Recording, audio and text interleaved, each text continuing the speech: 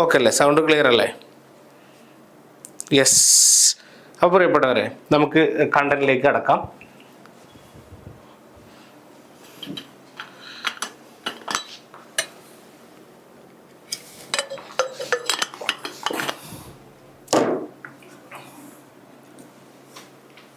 നോക്ക് നിങ്ങൾ, reading and writing ഇംഗ്ലീഷിൽ ആദ്യമായിട്ട് ഡിഫറെൻറ്റ് ഫോം ഓഫ് കമ്മ്യൂണിക്കേഷൻ ആണ് പറഞ്ഞിട്ടുള്ളത്. ഇവിടെ നിങ്ങളോട് ചോദിക്കുകയാണെങ്കിൽ ഇവിടെ പല തരത്തിലുള്ള ചോദ്യങ്ങൾ വരാം. 2 മാർക്ക് ചോദ്യം, 4 മാർക്ക് ചോദ്യം, ഇങ്ങനെ പല തരത്തിലുള്ള ചോദ്യങ്ങൾ എന്തായാലും ഇവിടെ വരും. ആ സമയത്ത് നോക്ക് നിങ്ങൾ, ഡിഫറെൻറ്റ് ഫോം ഓഫ് കമ്മ്യൂണിക്കേഷനിൽ നമുക്ക് എല്ലാവർക്കും അറിയുന്ന വേർബൽ കമ്മ്യൂണിക്കേഷൻ നമ്മൾ എപ്പോഴും ഉപയോഗിക്കുന്ന ഒരു സാധനമാണ്, അഥവാ നമ്മുടെ നാവ് കൊണ്ട് സംസാരിക്കുന്നതാണ് വേർബൽ കമ്മ്യൂണിക്കേഷനിൽ ഏറ്റവും പ്രധാനപ്പെട്ടതെന്ന് പറയുന്നത്, അല്ലെ? Uses language spoken or written, എഴുത്തായിട്ടോ അല്ലെങ്കിൽ നമ്മുടെ നാവ് കൊണ്ടോ നമ്മൾ ഉപയോഗിക്കുന്ന ഭാഷക്കാണ് നമ്മൾ എന്ത് പറയാ, പിന്നെ വേർബൽ കമ്മ്യൂണിക്കേഷൻ എന്ന് പറയാം, അല്ലെ? അതിൽ ഫേസ് ടു ഫേസ് ടോക്കുകളുണ്ട്, ഫോൺ കോളുകൾ, സ്പീച്ചുകൾ, മീറ്റിങ്ങുകൾ, ഡിബൈറ്റുകൾ, ഇതൊക്കെ we can take an example. അപ്പോൾ ചിലപ്പോൾ അവർ ചോദിക്കും, താഴെ തന്നതിൽ ഏതാണ് verbal communication? Face to face talk, അല്ലെ? സൂചന ബോർഡ്, സൈൻ ബോർഡ്, അല്ലെങ്കിൽ സൈൻ ലാംഗ്വേജ്. സൈൻ ലാംഗ്വേജ് എന്തല്ല? Verbal communication. That is non verbal communication. അപ്പോൾ എഴുത്തോ അല്ലെങ്കിൽ അതിലൊരു വാക്ക് വരുന്നുണ്ടെങ്കിൽ, അല്ലെ, പുറത്തേക്ക് കാണാൻ പറ്റുന്ന വാക്ക് വരുന്നുണ്ടെങ്കിൽ അതിനെ നമുക്ക് പിന്നെ എന്ത് പറയാം, വേർബൽ കമ്മ്യൂണിക്കേഷൻ എന്ന രീതിയിൽ പറയാം. അതിനാണ് വേർബൽ കമ്മ്യൂണിക്കേഷൻ എന്ന് പറയാം. Non verbal communication, use body language, simple and visuals, അല്ലെ? നമ്മൾ കൈകൊണ്ട് കാണിക്കുന്ന ആംഗ്യം, അല്ലെ, കണ്ണടിക്കുക അല്ലെങ്കിൽ മറ്റേ ഇത് ഉപയോഗിക്കുക, അതിനൊക്കെ എന്താ പറയുക, നോൺ വേർബൽ കമ്മ്യൂണിക്കേഷൻ ആണ്. വോയിസ് ക്ലിയർ അല്ലേ പ്രിയപ്പെട്ടവരെ? നിങ്ങളാരും കമന്റ് ബോക്സിൽ ടൈപ്പ് ചെയ്യുന്ന കാണുന്നില്ലല്ലോ. ക്ലിയർ അല്ലേ? നോക്ക് നിങ്ങൾ, അതിൽ പാരാലാംഗ്വേജ് എന്ന് പറഞ്ഞാൽ നോക്ക് നിങ്ങൾ, അതിൽ ടൂണല്ല കേട്ടോ, ടോണ്, പിച്ച്, പൗസസ്, ഇതൊക്കെ ഉപയോഗിച്ചിട്ട് സംസാരിക്കുക. അത് ഒരു പ്രധാനപ്പെട്ട നോൺ വെർബൽ കമ്മ്യൂണിക്കേഷനാണ്. നോക്ക് നിങ്ങൾ, ഒരാൾ നിങ്ങളോട് ടോൺ നോക്കിയിട്ട് എങ്ങനെ പറയാറോ? നിങ്ങളിപ്പോൾ നിങ്ങളുടെ വീട്ടിലേക്ക് പോവാണ്. അപ്പോൾ ആ സമയത്ത് നിങ്ങളുടെ വൈഫ് നിങ്ങളോട് സംസാരിക്കുകയാണ്, ഇവിടെ വാ. ആ ടോണിൽ നമുക്ക് എന്ത് മനസ്സിലാക്കാം? ഇന്ന് കുറച്ച് ദേഷ്യത്തിലാണ്, അല്ലേ? കുറച്ചൊരു വലിയൊരു സുഖമൊന്നുമില്ല. ആ ടോണ് മനസ്സിലാക്കാം. ഓൻ്റെ ടോണ് ശരിയില്ല കേട്ടോ, അല്ല മോള്. അതാണ് ആ സാധനം, മനസ്സിലായ? ടോൺ എന്ന് പറയുമ്പോൾ പിന്നെന്താ പറയുക, സംസാരിക്കുന്ന രീതി, ആ ഒരു ഭാഷ. പിച്ച് കുറച്ച് വോളിയം കൂട്ടുക അല്ലെങ്കിൽ കുറച്ച് കഴിഞ്ഞാൽ, അല്ലേ? ഇപ്പോൾ നിങ്ങളോട് ഒരാൾ ചോദിച്ചപ്പോൾ അങ്ങോട്ടുള്ള വഴി ഏതാണ്? അപ്പം അതിൻ്റെ അർത്ഥം എന്താ? അയാൾ നമ്മളെ പരിഗണിക്കാത്ത രീതിയിലാണ് സംസാരിക്കുന്നത്. പിച്ച് കൂട്ടുക, ശബ്ദം കൂട്ടുക, കുറക്കുക, അല്ലെങ്കിൽ എന്ത് ചെയ്യുക, സംസാരിക്കുന്ന രീതി, അതാണ് ടോണ്. അപ്പോൾ ടോണ്, പിച്ച്, പൗസ് ചെയ്യുക എന്ന് പറഞ്ഞാൽ നിർത്തി സംസാരിക്കുക. അപ്പം അങ്ങനെ, അപ്പം ഇതിനാണ് നമ്മൾ എന്ത് പറയുക, നിർത്തി സംസാരിക്കല്ല, നിർത്തി കാര്യങ്ങൾ എന്ത് ചെയ്യുക, പറയാം. അപ്പോൾ ഇത് പാരാ ലാംഗ്വേജ് എന്ന് പറയാം കേട്ടോ. ഓക്കെ, ഇതിനാണ് നമ്മൾ എന്ത് പറയാ, പാരാ ലാംഗ്വേജ് എന്ന് പറയാം. അപ്പോൾ അതുപോലെ തന്നെ കൈനസിക്സ്, ബോഡി മൂവ്മെന്റ് അല്ലെങ്കിൽ ഗെസ്റ്റേഴ്സിനാണ് നമ്മൾ എന്ത് പറയാ, കൈനസിക്സ് എന്ന് പറയാം, അല്ലെ? ബോഡി കൊണ്ട് നമ്മൾ എന്ത് ചെയ്യുക, ശരീരം കൊണ്ടുള്ള ആംഗ്യ ഭാഷ. നോക്ക് നിങ്ങൾ, ഇപ്പോൾ എന്താ പറയാ, നമ്മൾ പലതവണ ഞാൻ ക്ലാസ്സിൽ പറഞ്ഞു, വിരലുകൾ, അല്ലെ? വിരൽ കാണിക്കുന്നത് ഓരോന്നും പോസിറ്റീവായ അടയാളം, നെഗറ്റീവായ അടയാളം, ഇങ്ങനെ വെച്ചാൽ നെഗറ്റീവാണ്, അല്ലെ? ഇതൊക്കെ എന്താണ്? കൈനസിക്സ് ആണ്, അല്ലെ? കൈനറ്റിക് എനർജി നിങ്ങൾ കേട്ടിട്ടുണ്ടോ? കൈനറ്റിക് എനർജി എന്ന് പറഞ്ഞാൽ തന്നെ എന്താ, ഞാൻ മൊബൈൽ താഴെ വെക്കുക കേട്ടോ, ക്ലാസ് നന്നായിട്ട് നടക്കട്ടെ, അല്ലെ? കൈനറ്റിക് എനർജി എന്ന് പറഞ്ഞാൽ എന്താ? നമ്മുടെ ശരീരം അനക്കിയിട്ടുള്ള എനർജിക്കാണ്, അല്ലെ? അനങ്ങൽ കൊണ്ടുള്ള എനർജിയാണ്, അല്ലെ?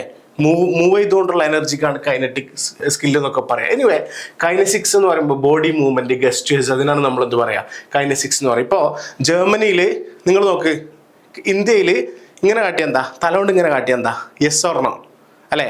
ഇവിടെ എന്താണ്? യെസ് ആണ്. പക്ഷെ ജർമ്മനിയിൽ എന്താണ്? നോ എന്നാണ്. നിങ്ങൾ തലകൊണ്ട് ഇങ്ങനെ കാട്ടിയാൽ ജർമ്മനിയിൽ നോ എന്നാണ് അർത്ഥം. നോ എന്നാണ് അർത്ഥം ഇങ്ങനെ കാട്ടിയാൽ, മനസ്സിലായോ? അപ്പൊ അത് ശ്രദ്ധിക്കുക. ഓരോ നാട്ടിലും ഓരോ രീതിയായിരിക്കും ഉണ്ടാവുക, നമ്മൾ കരുതിയ പോലെ ഉണ്ടാവില്ല എന്നുള്ളതാണ്. അതുപോലെ തന്നെ പ്രോക്സിമിക്സ്, അല്ലെ? Use of space in communication. സംസാരിക്കുന്ന സമയത്ത് എന്ത് ചെയ്യുക, പിന്നെ ഗ്യാപ്പ് ഇട്ട് സംസാരിക്കുക. ഇപ്പോൾ നോക്ക്, പ്രോക്സിമിക്സ് എന്ന് പറഞ്ഞാൽ അതിലെന്താ വരിക എന്ന് വെച്ചാൽ, ഞാൻ എക്സാമ്പിൾ പറഞ്ഞുതരാം. നമുക്ക് ഡിസ്റ്റൻസ് കീപ്പ് ചെയ്യാം. ഇപ്പം നിങ്ങളെ വൈഫിനോട് സംസാരിക്കുമ്പോൾ കുറേ ദൂരെ പോയി സംസാരിക്കുമോ, തൊട്ടടുത്ത് സംസാരിക്കും, അല്ലേ? അപ്പോൾ നിങ്ങൾ അപരിചിതനായ ഒരാളെ കണ്ടുമുട്ടിയാൽ തൊട്ടടുത്ത് സംസാരിക്കോ, ദൂരം സംസാരിക്കോ? കുറച്ച് ദൂരം സംസാരിക്കും. അതിനാണ് പ്രോക്സിമിക്സ് എന്ന് പറയാം. എക്സാമിൽ ഇതിങ്ങനെ ചോദിക്കാൻ ചാൻസ് ഉണ്ട് കേട്ടോ. അതുപോലെ തന്നെ ക്രോണമിക്സ് എന്ന് പറഞ്ഞാൽ റോൾ ഓഫ് ടൈം, അല്ലേ?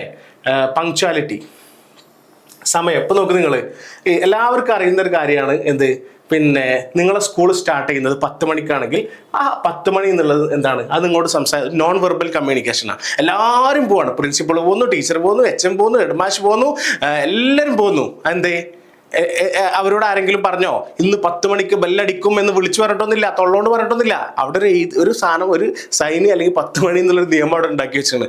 ആ സമയമാണ് അവരോട് എന്ത് ചെയ്യുന്നത്, കമ്മ്യൂണിക്കേറ്റ് ചെയ്യുന്നത്. ഓക്കെ, അങ്ങനെ പറയാം. ഹാപ്റ്റിക്സ് അല്ലെ, ഹാപ്റ്റിക്സ് എന്ന് പറയാം ടച്ച്, ഹാൻഡ് ഷേക്ക് ചെയ്യുക. നമ്മൾ ഏഷ്യൻസ് കാണുമ്പോൾ എന്തെയും ഹാൻഡ് ഷേക്ക് ചെയ്യും, അറബ്സ് കാണുമ്പോൾ എന്തെയും കെട്ടിപ്പിടിക്കും. ഇനി കുറച്ചും കൂടി യൂറോപ്പിലൊക്കെ പോയി കഴിഞ്ഞാൽ അത് കുറച്ചും കൂടി വേറെ രീതിയിലേക്കാണ് പോവുക അല്ലെ. അവർ ആളുകളെ കാണുമ്പോൾ, പക്ഷെ നിങ്ങൾ കരുതിയ പോലെയല്ല, സെയിം ജെൻഡർ ആണ് കേട്ടോ, ആണും ആണാണ് എന്തെങ്കിലും അവർ ചിലപ്പോൾ കിസ്സോ കൊടുക്കും, പെണ്ണും കാണുമ്പോഴേക്കും. അത് സ്നേഹത്തിന്റെ ഭാഷയാണ്, മനസ്സിലായോ? എനിവേ, പിന്നെ സൈലൻസ് അല്ലെ, നമ്മളൊക്കെ സ്ഥിരമായിട്ട് ചെയ്യുന്ന ഒരു പരിപാടിയാണ്. ആരോടെയും ദേഷ്യമോ ഒക്കെ ഉണ്ടെങ്കിൽ നമുക്ക് എന്ത് ചെയ്യും, മിണ്ടാതിരുന്നാൽ തന്നെ മനസ്സിലാക്കാം ആ മൂപ്പര് അല്ലെങ്കിൽ മൂപ്പത്തേര് കുറച്ച് ദേഷ്യത്തിലാട്ടോ, കുറച്ച് സങ്കടത്തിലാട്ടോ എന്ന് നമുക്ക് മനസ്സിലാക്കാം. അതുപോലെ തന്നെ വിഷ്വൽസ് അല്ലെ, നമുക്ക് പലതരത്തിലുള്ള പിക്ചേഴ്സ്, ചുരുക്കി പറഞ്ഞ നോൺ വെർബൽ കമ്മ്യൂണിക്കേഷൻ ഒക്കെ നമുക്ക് എന്ത് ചെയ്യാൻ പറ്റും, ഈ പറഞ്ഞ കാര്യങ്ങളൊക്കെ നോൺ വെർബൽ കമ്മ്യൂണിക്കേഷന്റെ രീതിയിൽ ഉപയോഗിക്കാൻ പറ്റും. ഇത് വൺ വേർഡിനൊക്കെ ചോദിക്കാം. പാരാ ലാംഗ്വേജ്, കൈനസിക്സ്, പ്രോക്സിമിക്സ്, ക്രോണമിക്സ്, അതുപോലെ തന്നെ ഹാപ്റ്റിക്സ്, സൈലൻസ്. നിങ്ങൾക്ക് ഓരോന്നും മനസ്സിലായിട്ടുണ്ടാവുമെന്ന് കരുതുന്നു. എനിവേ, ഇതാണ് അതിൽ പറയാനുള്ളത്. ഇനി കമ്മ്യൂണിക്കേഷൻ്റെ സ്റ്റൈൽ നോക്കുമ്പോൾ, സ്റ്റൈൽ ഓഫ് ദ കമ്മ്യൂണിക്കേഷൻ അത് 2 രീതിയിൽ നമുക്ക് പറയാം. നമ്മുടെ ഓഫീസിലൊക്കെ നമ്മൾ സംസാരിക്കുന്ന ലാംഗ്വേജ് ഫോർമൽ കമ്മ്യൂണിക്കേഷനാണ്. സ്കൂളുകളിൽ, ഓഫീസുകളിൽ, സർക്കാർ സ്ഥാപനങ്ങളൊക്കെ പോയിട്ട് എന്താ പറയുക, ഫോർമലായിട്ടാണ് അല്ലേ, ഭയങ്കര ഒഫീഷ്യലായിട്ടാണ് നമ്മൾ സംസാരിക്കുക. Follows official channel. അതുപോലെ തന്നെ നിങ്ങളിപ്പോൾ ഒരു സർക്കാർ സ്ഥാപനത്തിൽ വർക്ക് ചെയ്യാണ്, നോക്ക്, നിങ്ങളൊരു പോലീസുകാരനാണ്, കോൺസ്റ്റബിളാണ്. കോൺസ്റ്റബിൾ എന്ന് പറഞ്ഞാൽ ഏറ്റവും താഴെയുള്ള ആളാണല്ലോ അല്ലേ, ശരിയല്ലേ? ഏറ്റവും താഴെയുള്ള ആളാണ് കോൺസ്റ്റബിൾ. അതിൻ്റെ മുകളിൽ എന്തുണ്ടാവും, ഹെഡ് കോൺസ്റ്റബിൾ ഉണ്ടാവും അല്ലേ, ഹെഡ് കോൺസ്റ്റബിൾ SC ഉണ്ടാവും. അതിൻ്റെ മേലുണ്ടാവും SIയോ CA ഒക്കെ ഉണ്ടാവും. അപ്പോൾ നിങ്ങൾക്ക് നേരിട്ട് ഒരിക്കലും എന്തില്ല, ജില്ലാ പോലീസ് മേധാവിനെ, ഡിസ്ട്രിക്ട് പോലീസ് സൂപ്രണ്ടിനോട് പരാതി പറയാൻ പറ്റൂല. എന്തെങ്കിലും പരാതിയോ എന്തെങ്കിലും ഇഷ്യൂസ് ഉണ്ടോ നേരിട്ട് പറയാൻ പറ്റൂല. അതിൻ്റെ പകരം പിന്നെ എന്താ ചെയ്യേണ്ടത്, അതിൻ്റെ പകരം നിങ്ങൾക്ക് ചെയ്യാൻ പറ്റിയ എന്താ, നേരിട്ട് നിങ്ങൾ ആദ്യം ആരോട് പറയണം, HCയോട് പറയണം, നിങ്ങളുടെ നേരെ തൊട്ട് മുകളിലുള്ള ആളോട് പറയണം. അതിനാണ് നമ്മൾ എന്താ പറയുക, ഹൈറാർക്കി എന്ന് പറയും അല്ലെ, ശ്രേണിയുണ്ട് അങ്ങനെ. അപ്പൊ ഇതിനാണ് നമ്മൾ, ഇത് കുറച്ചുകൂടി ഫോർമലാണ് കമ്മ്യൂണിക്കേഷൻ അല്ലെ, ഔദ്യോഗിക ഭാഷ എന്നൊക്കെ പറയില്ല. അപ്പോൾ ഈ ഫോർമൽ കമ്മ്യൂണിക്കേഷൻ ആണ് അത് പറയാം അല്ലെ.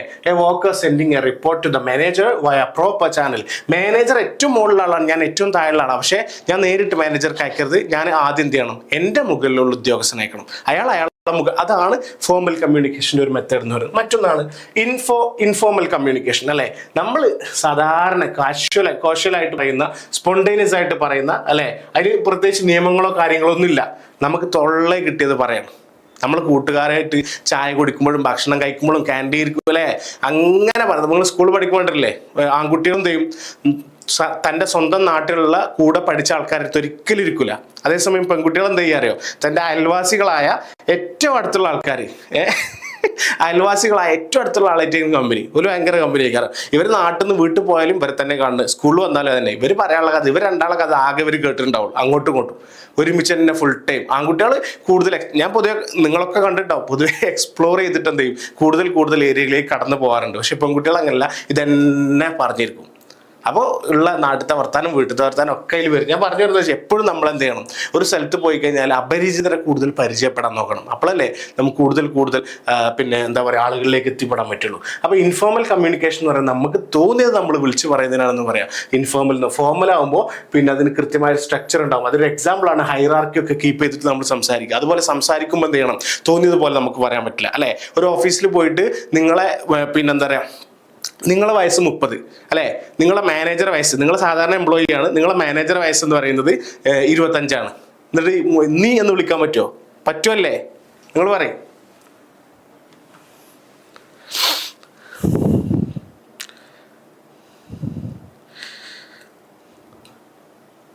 അല്ലേ, നീ എന്ന് വിളിക്കാൻ പറ്റൂല, ശരിയല്ലേ?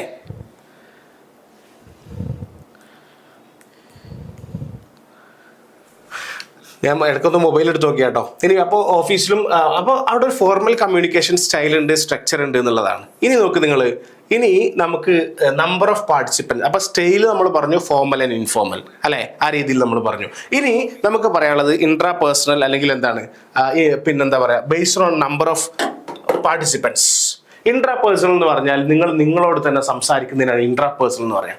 തിങ്കിങ്, സെൽഫ് റിഫ്ലക്ഷൻ, ഇതൊക്കെ അതിലുള്ളതാ. നിങ്ങൾ നിങ്ങളോട് തന്നെ സംസാരിക്കുക, ഇൻട്രാ പേഴ്സണൽ അല്ലെ.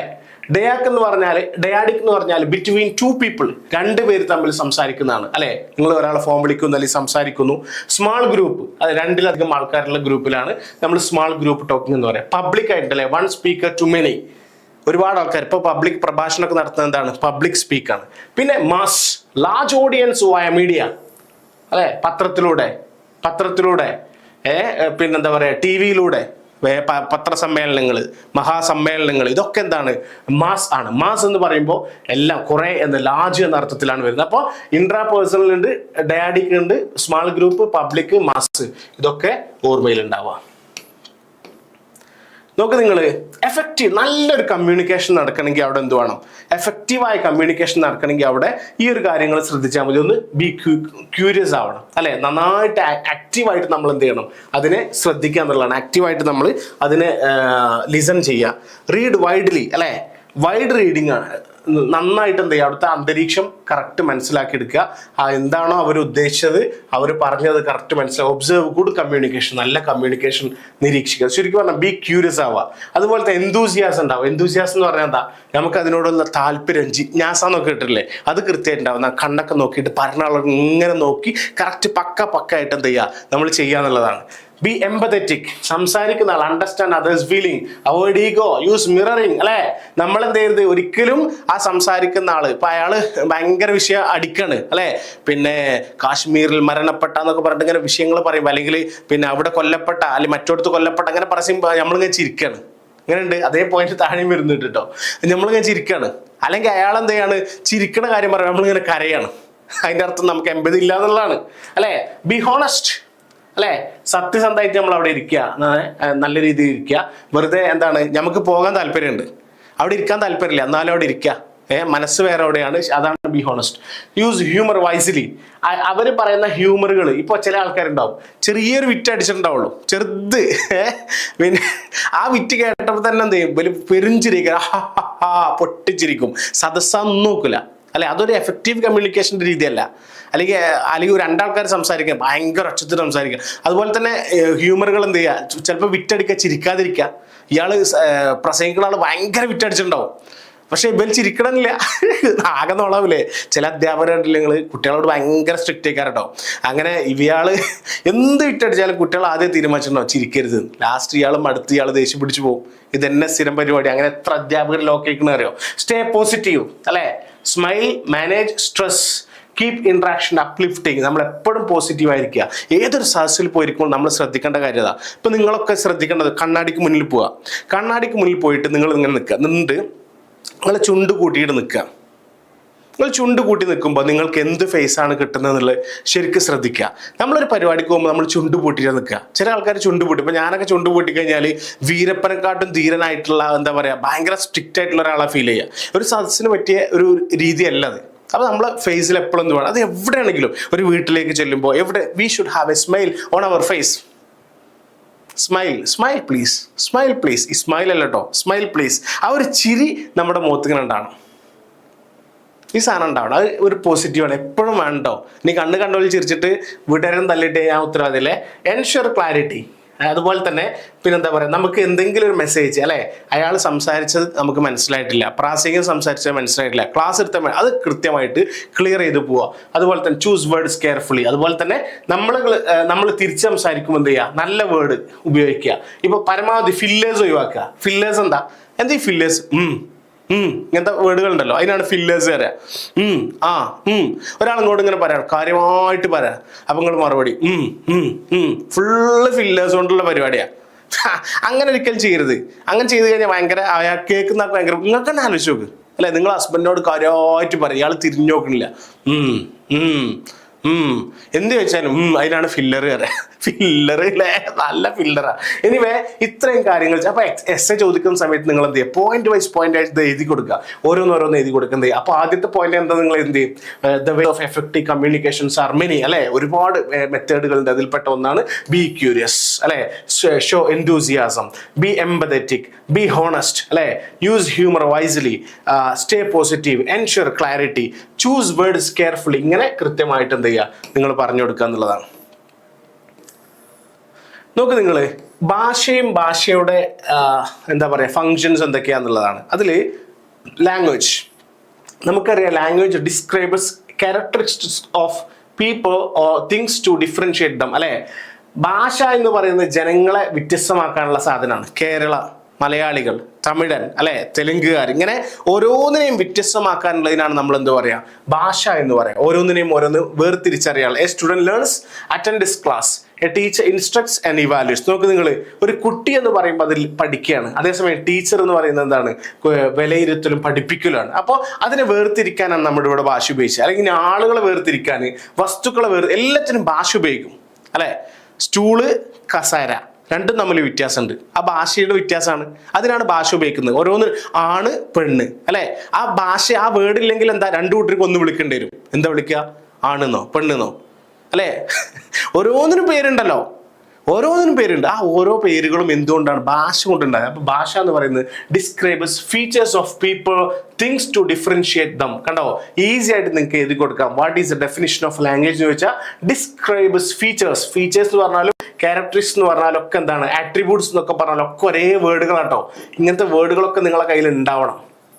Attributes, people or things to differentiate them, അവരെ വ്യത്യസ്തപ്പെടുത്താൻ വേണ്ടി നമുക്ക് പറ്റുന്നത്. Key functions of language essay question ആയിട്ട് വരും. എന്തൊക്കെയാണ് ഒരു ഭാഷയുടെ പ്രധാനപ്പെട്ട ഫങ്ഷൻ എന്ന് എസ്സേക്ക് വരും, ചോദിക്കും. നന്നായിട്ട് എഴുതി കൊടുക്കുക, ഒന്നും വിട്ടു കൊടുക്കണ്ട, നന്നായിട്ട് എഴുതിക്കൊണ്ട്. നോക്ക് നിങ്ങൾ, അതിൽ ഒന്നാമത്താണ് ലേബലിംഗ്.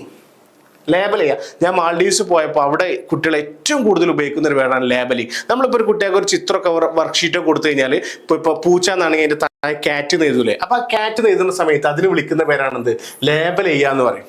ആ വസ്തുവിന് പേരിട്ട് കൊടുക്കുക, അതിനാണ് ലേബലിംഗ് എന്ന് പറയാം അല്ലെ.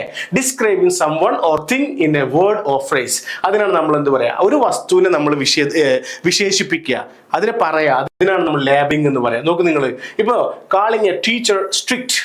നോക്ക് നിങ്ങൾ, ഒരു ടീച്ചർ സ്ട്രിക്റ്റ് ആണ്, അവിടെ നമ്മൾ ആ ടീച്ചറെ മുദ്ര കുത്തി ലേബൽ ചെയ്തു, അങ്ങനെ വേണമെങ്കിൽ പറയാം. അല്ലെങ്കിൽ നിങ്ങൾക്കൊരു സാധനത്തിന് നിങ്ങൾ പേരിടുകയാണ് അല്ലെ, ആ പേരും കട കൊടുക്കാം. ലേബൽ ചെയ്യുക. നിങ്ങൾ എന്ത് ചെയ്തു, ഒരു അച്ചാർ ഉണ്ടാക്കി, വീട്ടിൽ അച്ചാർ ഉണ്ടാക്കിയിട്ട് എന്ത് ചെയ്തു, അതൊരു കുപ്പിയിലാക്കിയിട്ട് അതിന്റെ പുറത്ത് നിങ്ങൾ ഗൾഫിലൊക്കെ കൊണ്ടുപോകാനാണ്. അങ്ങനെയാണെങ്കിൽ ഗൾഫിൽ കൊണ്ടുപോകണമെങ്കിൽ എന്താ, ലേബൽ ചെയ്യണം. ലേബൽ ചെയ്യാന്ന് പറയുമ്പോൾ എന്തെങ്കിലുമൊക്കെ എഴുതി കൊടുക്കണം അല്ലെ. അപ്പൊ നിങ്ങൾ എഴുതി കൊടുക്കുക, അതിനാണ് ലേബലിംഗ്. അപ്പോൾ ഭാഷ നമുക്ക്, we can use language four labelling. ഞാൻ പറയുന്ന സംസാരം നിങ്ങൾക്ക് അതുപോലെ എക്സാമിന് എഴുതാൻ പറ്റും. അതുപോലെ എക്സ്പ്രഷൻ, നമുക്ക് കാര്യങ്ങൾ പറയാൻ നമുക്ക് എന്ത് വേണം, ഭാഷ വേണം. ഭാഷയില്ല നിങ്ങളൊന്ന് പറയും, ഏത് വെർബലോ നോൺ വെർബൽ ആയിട്ടുള്ള ഭാഷയില്ലാതെ നിങ്ങൾ പറയും, എന്നോട് പറ മോനെ അല്ലെ. നിങ്ങൾക്ക് എങ്ങനെ എക്സ്പ്രസ് ചെയ്യാൻ പറ്റും, പറഞ്ഞോ, ആർക്കെങ്കിലും പറയാൻ പറ്റും? How you can express without language? ഒരിക്കലും പറ്റില്ല.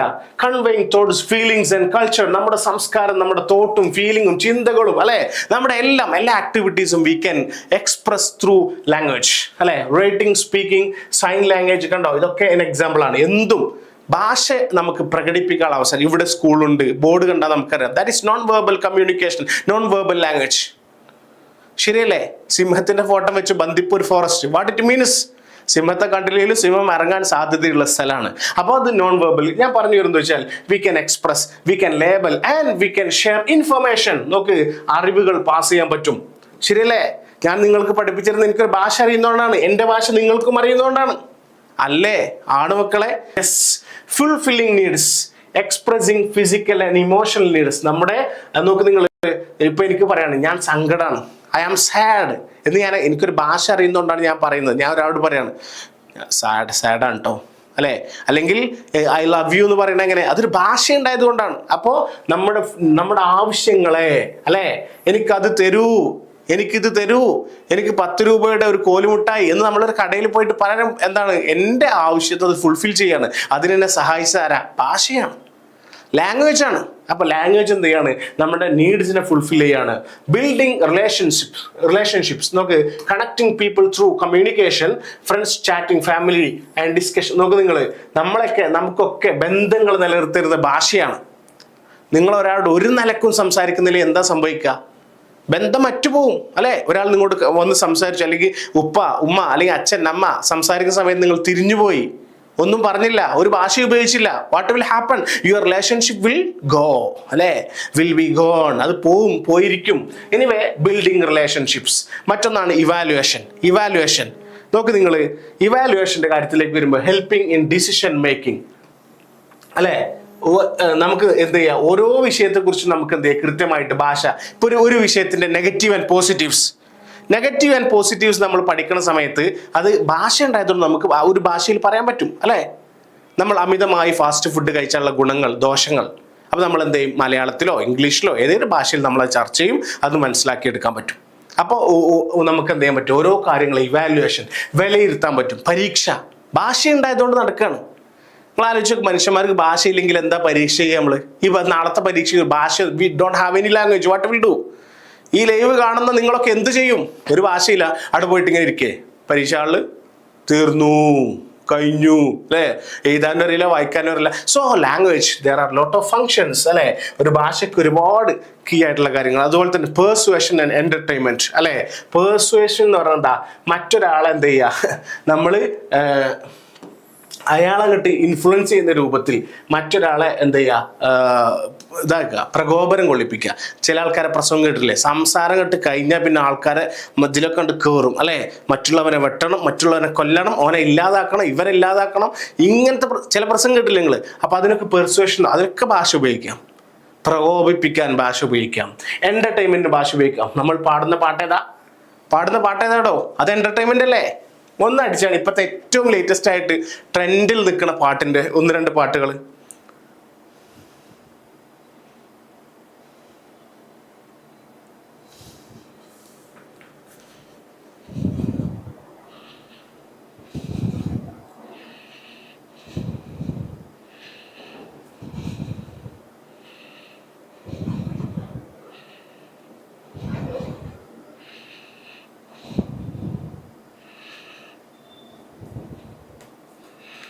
ചായസപ്പനെയാണോ ഒപ്പം പോണത്?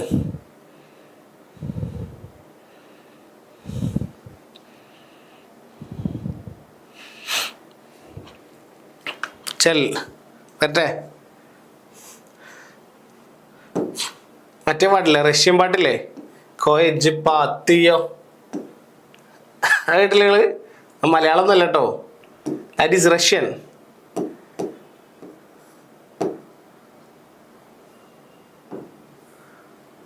യെസ്, നിങ്ങൾ പഠിച്ചോളി മക്കളെ, ജനറൽ കണ്ടന്റുകളാണ് കൂടുതൽ പറയുന്നത്. Okay, yes.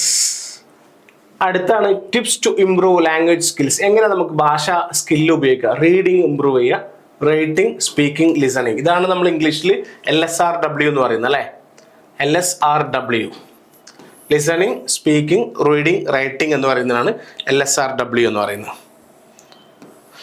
ഓക്കെ, ഇനി ഇവിടെ കുറച്ച് നോക്ക്, നിങ്ങൾ കുറച്ച് സാധനങ്ങൾ നിങ്ങളോട് എന്ത് ചെയ്യാൻ പറ്റും, നിങ്ങളോട് ചോദിക്കാൻ സാധ്യതയുള്ള ഒന്നാണ്. ഒന്ന് ഗെസ്ചർ. നമുക്ക് എല്ലാവർക്കും അറിയാം, ബോഡി മൂവ്മെന്റ് ആണ് ഗെസ്ചർ എന്ന് പറയാം. ഇപ്പൊ നിങ്ങളിങ്ങനെ വേവ് കാണിച്ചു കഴിഞ്ഞാൽ എന്താണ്? ഹായ് അല്ലെ.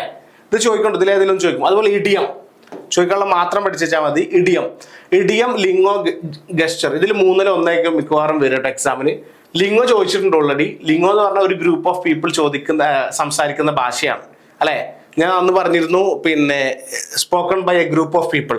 നോക്ക് നിങ്ങൾ, നമ്മളെ മലബാർ കലാപ സമയത്ത് ഇവിടെ മലപ്പുറത്തുണ്ടായിരുന്ന കുറച്ച് ജയിലിൽ കിടന്ന കുറച്ച് ആൾക്കാർ, അന്ന് അവർ സംസാരിച്ചിരുന്ന ഒരു ഭാഷയുണ്ട്, മെരുഗുഡ്. അതേപോലെ എ ഗ്രൂപ്പ് ഓഫ് പീപ്പിൾ സംസാരിക്കുന്ന ഭാഷയ്ക്ക് നമുക്ക് എന്ത് പറയാം? ലിംഗോ എന്ന് പറയാം.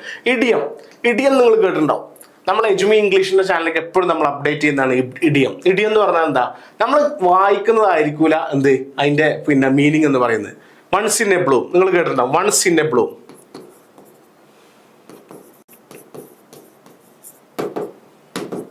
വൺസ് ഇൻ എ ബ്ലൂം എന്ന് പറഞ്ഞാൽ എന്താ? 12 വർഷത്തിലൊരിക്കൽ എന്നർത്ഥം അല്ലെ. 12 വർഷത്തിലൊരിക്കൽ എന്നാണ് അർത്ഥം.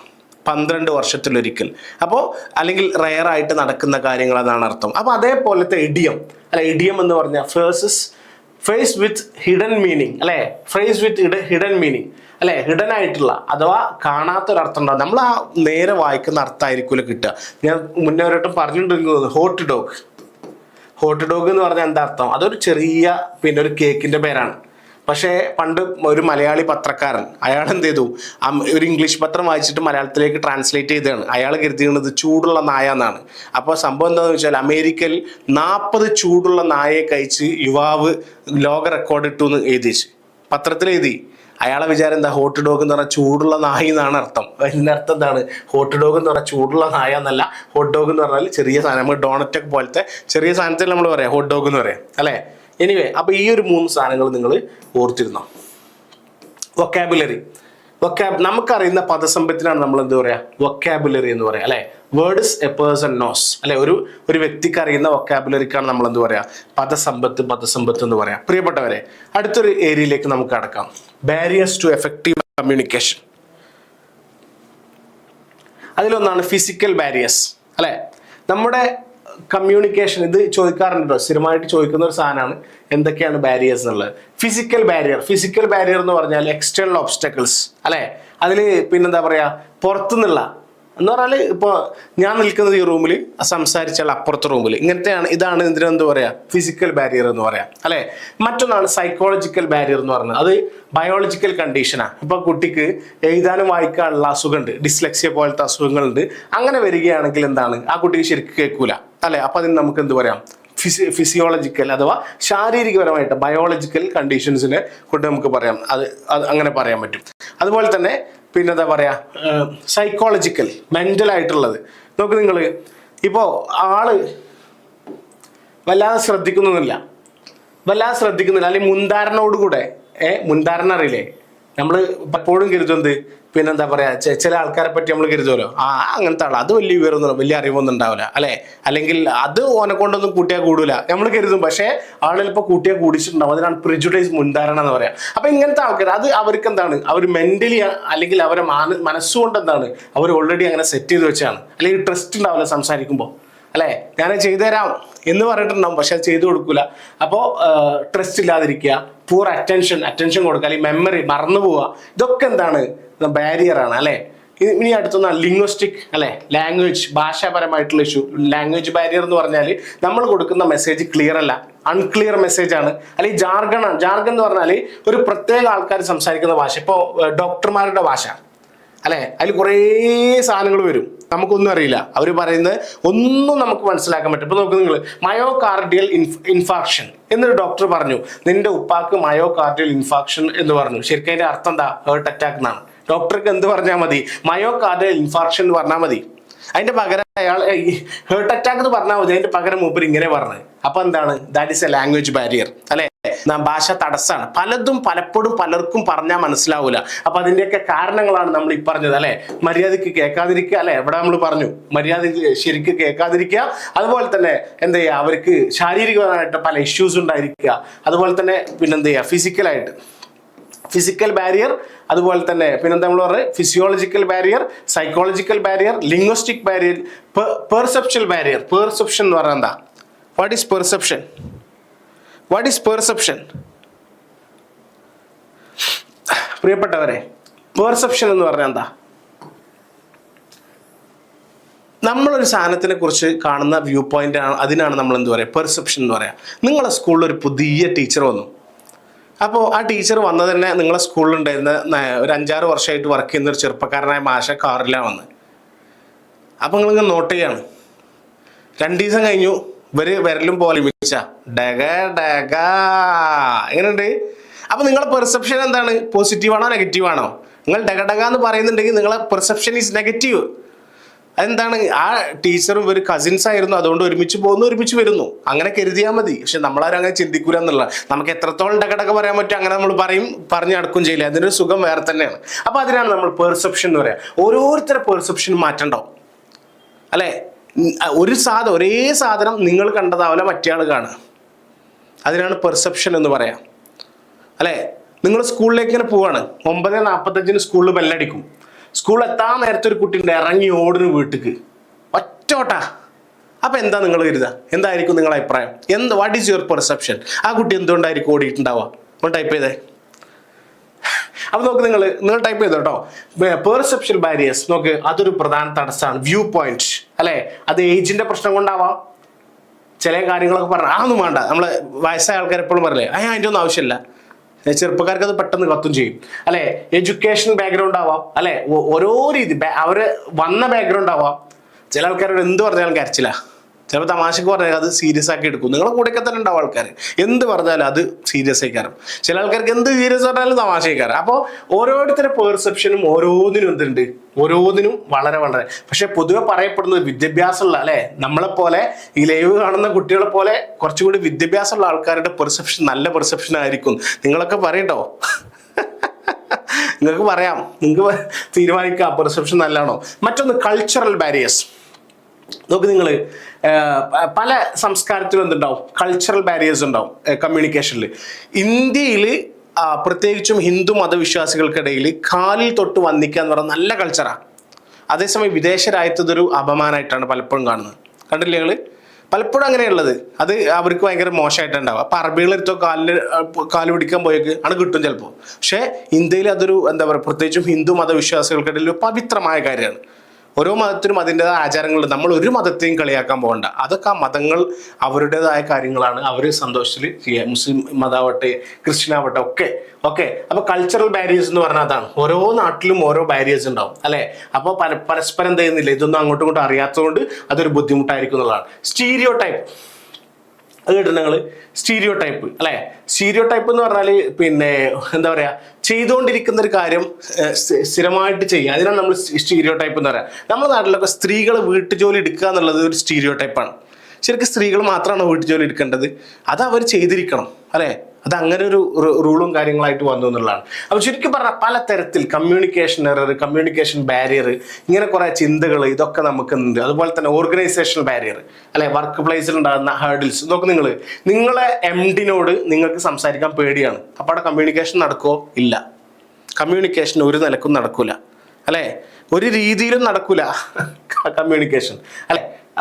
കാരണം എന്താ, പേടിയാണ് നിങ്ങൾക്ക്, അല്ലെങ്കിൽ എന്താണ്, നിങ്ങൾക്ക് നേരിട്ട് സംസാരിക്കാൻ കഴിയില്ല, ഹൈറാർക്കി ഉണ്ട്. അപ്പോൾ ചുരുക്കുക. അതുപോലെ ജെൻഡർ ബാരിയേഴ്സ് നമുക്ക് എന്താ പറയുക, ഡിഫറെൻറ്റ് സ്റ്റൈൽ ഓഫ് കമ്മ്യൂണിക്കേഷൻ ആയിരിക്കും ഉണ്ടാവുക അല്ലേ. നോക്ക്, നിങ്ങൾ ആണുങ്ങളാണെങ്കിൽ ഒരു കാര്യം പറയുമ്പോൾ എങ്ങനെ, ഇപ്പോൾ കുട്ടികളോട് പറയാണ്, ആണുങ്ങളാണ് എന്താ പറയുക, ചെയ്തത് ശരിയായില്ല കേട്ടോ, മക്കളോട് പറയും.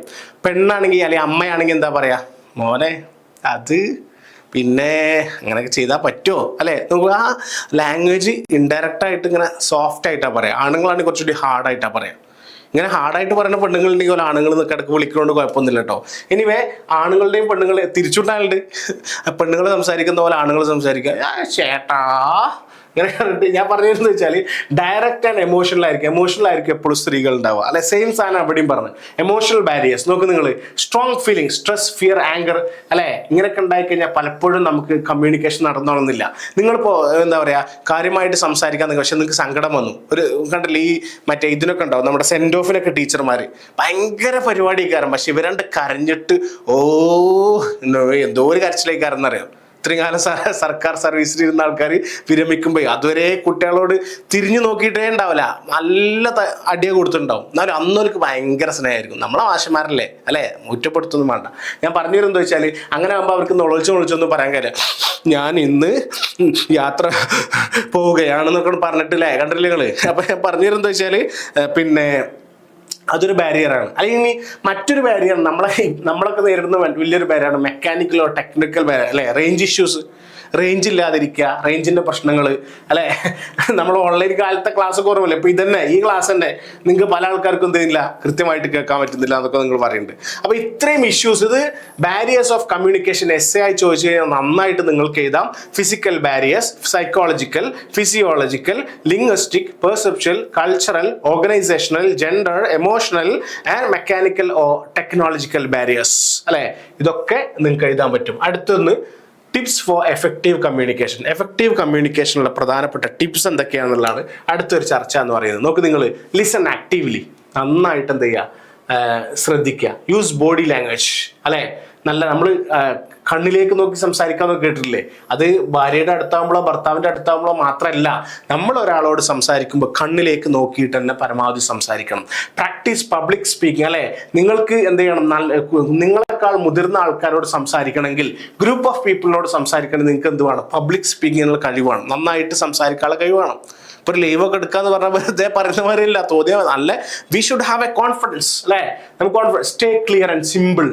അല്ലെ, നമ്മുടെ പറയുന്ന സംസാരം എന്ത് ചെയ്യണം? ജാർഗൺസ് പോലെ, ജാർഗൺ ചിലപ്പോൾ ചോദിക്കാൻ ചാൻസ് ഉണ്ട് കേട്ടോ.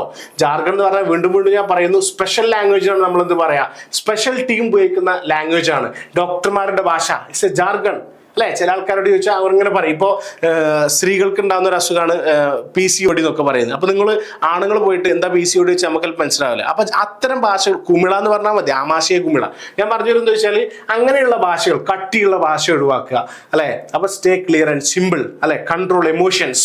നമുക്ക് ഒരിക്കലും ഓവറായിട്ട് ആങ്കർ, ദേഷ്യം വരാൻ പാടില്ല, അല്ലെങ്കിൽ ഓവറായിട്ട് സങ്കടം വരാൻ പാടില്ല. ഇനി സംസാരിക്കുമ്പോൾ തന്നെ ഓവറായിട്ട് ചിരി വരാൻ പാടില്ല. അപ്പൊ അതൊക്കെ കൺട്രോൾ ചെയ്യുക. ഇതൊക്കെ നിങ്ങൾക്ക് സിമ്പിളായിട്ട് എഴുതി കൊടുക്കാം മക്കളെ കേട്ടോ. ഡോണ്ട് ലെറ്റ് ആങ്കർ, അല്ലെ, ഡോണ്ട് ബി ടു സാഡ്, അല്ലെ, or don't be to ലാഫിങ്, too much ലാഫിങ്. കൂടുതൽ പൊട്ടിച്ചിരിക്കുന്ന ആൾക്കാരാകാൻ പാടില്ല. ഇനി നിങ്ങൾ സംസാരിച്ച് കഴിഞ്ഞാൽ, കമ്മ്യൂണിക്കേഷൻ കഴിഞ്ഞാൽ, നിങ്ങൾ പബ്ലിക് സ്പീക്കോ സംസാരിക്കോ പൊതു ക്ലാസ് എടുക്കുകയാണെങ്കിൽ ഈ ഫീഡ്ബാക്ക് ചോദിക്കുക. കൃത്യമായ ഫീഡ്ബാക്ക്. ഞാൻ നിങ്ങളോട് പറയല്ലേ, കമന്റ് ഒക്കെ അടിച്ചതൊക്കെ പറയല്ലേ, അതാണ് feedback. B polite and respectful. അല്ലെ, നമ്മൾ നന്നായിട്ട് എന്ത് ചെയ്യുക? ആൾക്കാരോടൊക്കെ നല്ല രീതിയിൽ മാന്യമായിട്ട് നിൽക്കുക എന്നുള്ളതാണ്. അപ്പൊ ഈ ഒരു വേർഡുകൾ നിങ്ങൾ ഇതൊന്നും വേണമെങ്കിൽ സ്ക്രീൻഷോട്ട് എടുത്ത് വെച്ചോ. ചോദിക്കാൻ സാധ്യതയുള്ള ഒരു സാധനമായിട്ട് നമുക്ക് എന്ത് ചെയ്യാൻ പറ്റും? കൂട്ടാൻ പറ്റും. യെസ്, ഇനി കുറച്ച് കാര്യം കൂടി പറഞ്ഞിട്ട് നമുക്ക് പെട്ടെന്ന് അവസാനിപ്പിക്കാം. അല്ലേ,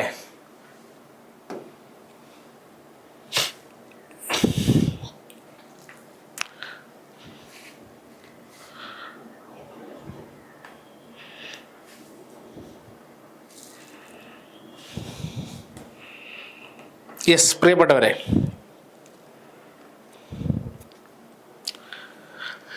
നോക്ക് നിങ്ങൾ, പേർപ്പസ് ഓഫ് റീഡിങ്. അല്ലെ, different reading purpose and methods. Newspaper, article. നമ്മൾ എന്തിനാണ് ന്യൂസ് പേപ്പർ വായിക്കുന്നത്? ഇൻഫർമേഷൻ ആണ്. അല്ലെ, പെട്ടെന്നുള്ള ഇൻഫർമേഷൻ. അക്കാദമിക് ബുക്സ് വായിക്കുന്നതിനാണ് ഡീറ്റെയിൽഡ് റിപ്പീറ്റഡ് നോളജ് കിട്ടാൻ വേണ്ടിയാണ്. ഫിക്ഷൻ എന്ന് പറഞ്ഞാൽ നോവലുകൾ, അല്ലെ, അത് വായിക്കുന്നത് സന്തോഷത്തിന് വേണ്ടിയാണ്.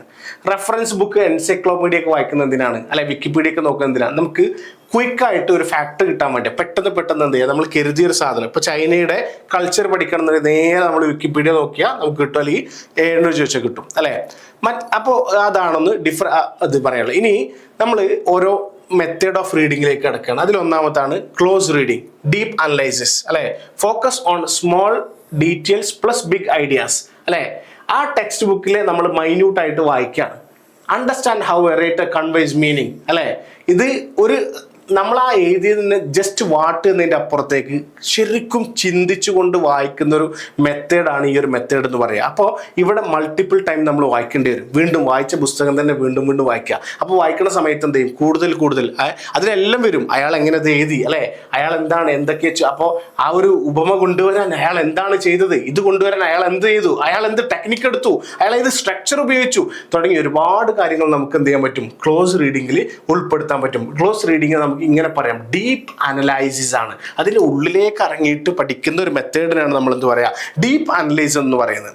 ഇനി ലിറ്ററസി റീഡിങ് എന്ന് പറയുന്നത് അത് ജനറൽ റീഡിംഗ് ആണ്. അല്ലെ, ലിറ്ററസി റീഡിംഗ് എന്ന് പറഞ്ഞാൽ കുട്ടികൾ കഥാപുസ്തകം വായിക്കുന്നത് എന്തിനാണ്? അതുപോലെ ഭാഷ മെച്ചപ്പെടാനുള്ള സന്തോഷത്തിലല്ല. അത് നമ്മൾ പറയുന്നതാണ്. നമ്മൾ അവരോട് ഭാഷ മെച്ചപ്പെടുന്നൊക്കെ പറയും. അത് ശരി തന്നെയാണ്. അപ്പൊ അത്തരം വായനകൾ, അതാണ് ലിറ്ററസി റീഡിംഗ് എന്ന് പറയാം. അത് സന്തോഷത്തിനാണ്. അല്ലെ, നമ്മൾ നിങ്ങൾക്ക് ഓർമ്മയല്ലേ മൗഗ്ലിയുടെ കഥക്കൊക്കെ വേണ്ടി കാത്തിരുന്നത്? അല്ലെ, മായാവി എങ്ങനെ പോയാലും കുപ്പിയിൽ നിന്ന് പൊളിഞ്ഞാടിപ്പോവും നമ്മളെ കാലത്ത്. ഇപ്പോഴത്തെ കാലത്ത് മായാവി പ്ലാസ്റ്റിക്കിന്റെ കുപ്പിയിലാണ്, പൊട്ടിപ്പോലാന്നൊക്കെ കേട്ടു. എത്രത്തോളം ശരിയാണെന്ന് അറിയില്ല.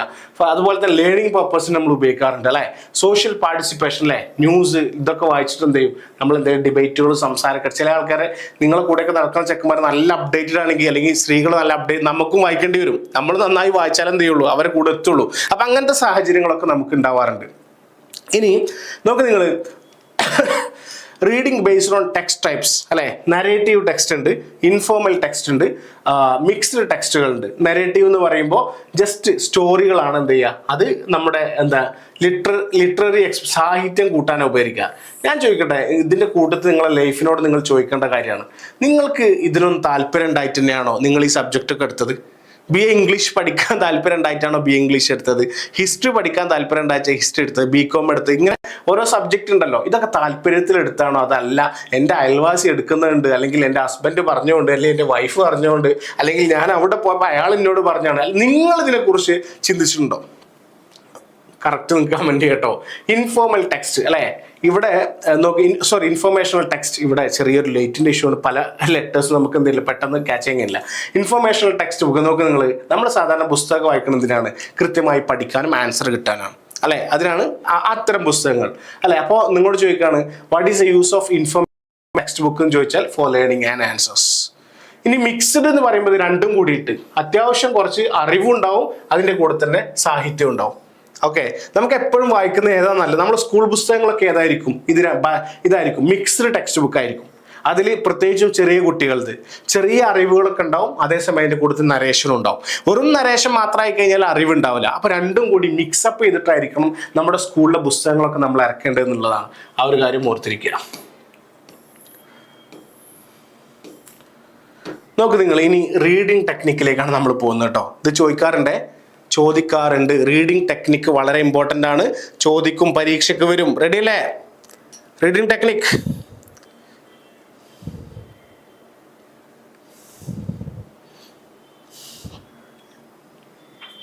പരമാവധി നമ്മൾ സമ്മറൈസ് ചെയ്യും അല്ലെ. സ്കിമ്മിങ് നോക്ക് നിങ്ങൾ, ക്വിക്ക് ഓവർവ്യൂ ആണ് സ്കിമ്മിങ് എന്ന് പറയുന്നത്. അതിന്റെ പേർപ്പസ് എന്ന് പറയുന്നത് get A general idea of the text book. Text ബുക്കിന്റെ ജനറൽ ഐഡിയ കിട്ടാൻ വേണ്ടിയാണ് എന്ത് ചെയ്യുന്നത്. അപ്പൊ നിങ്ങളൊരു പുസ്തകമൊക്കെ വാങ്ങാൻ പോവാണ്.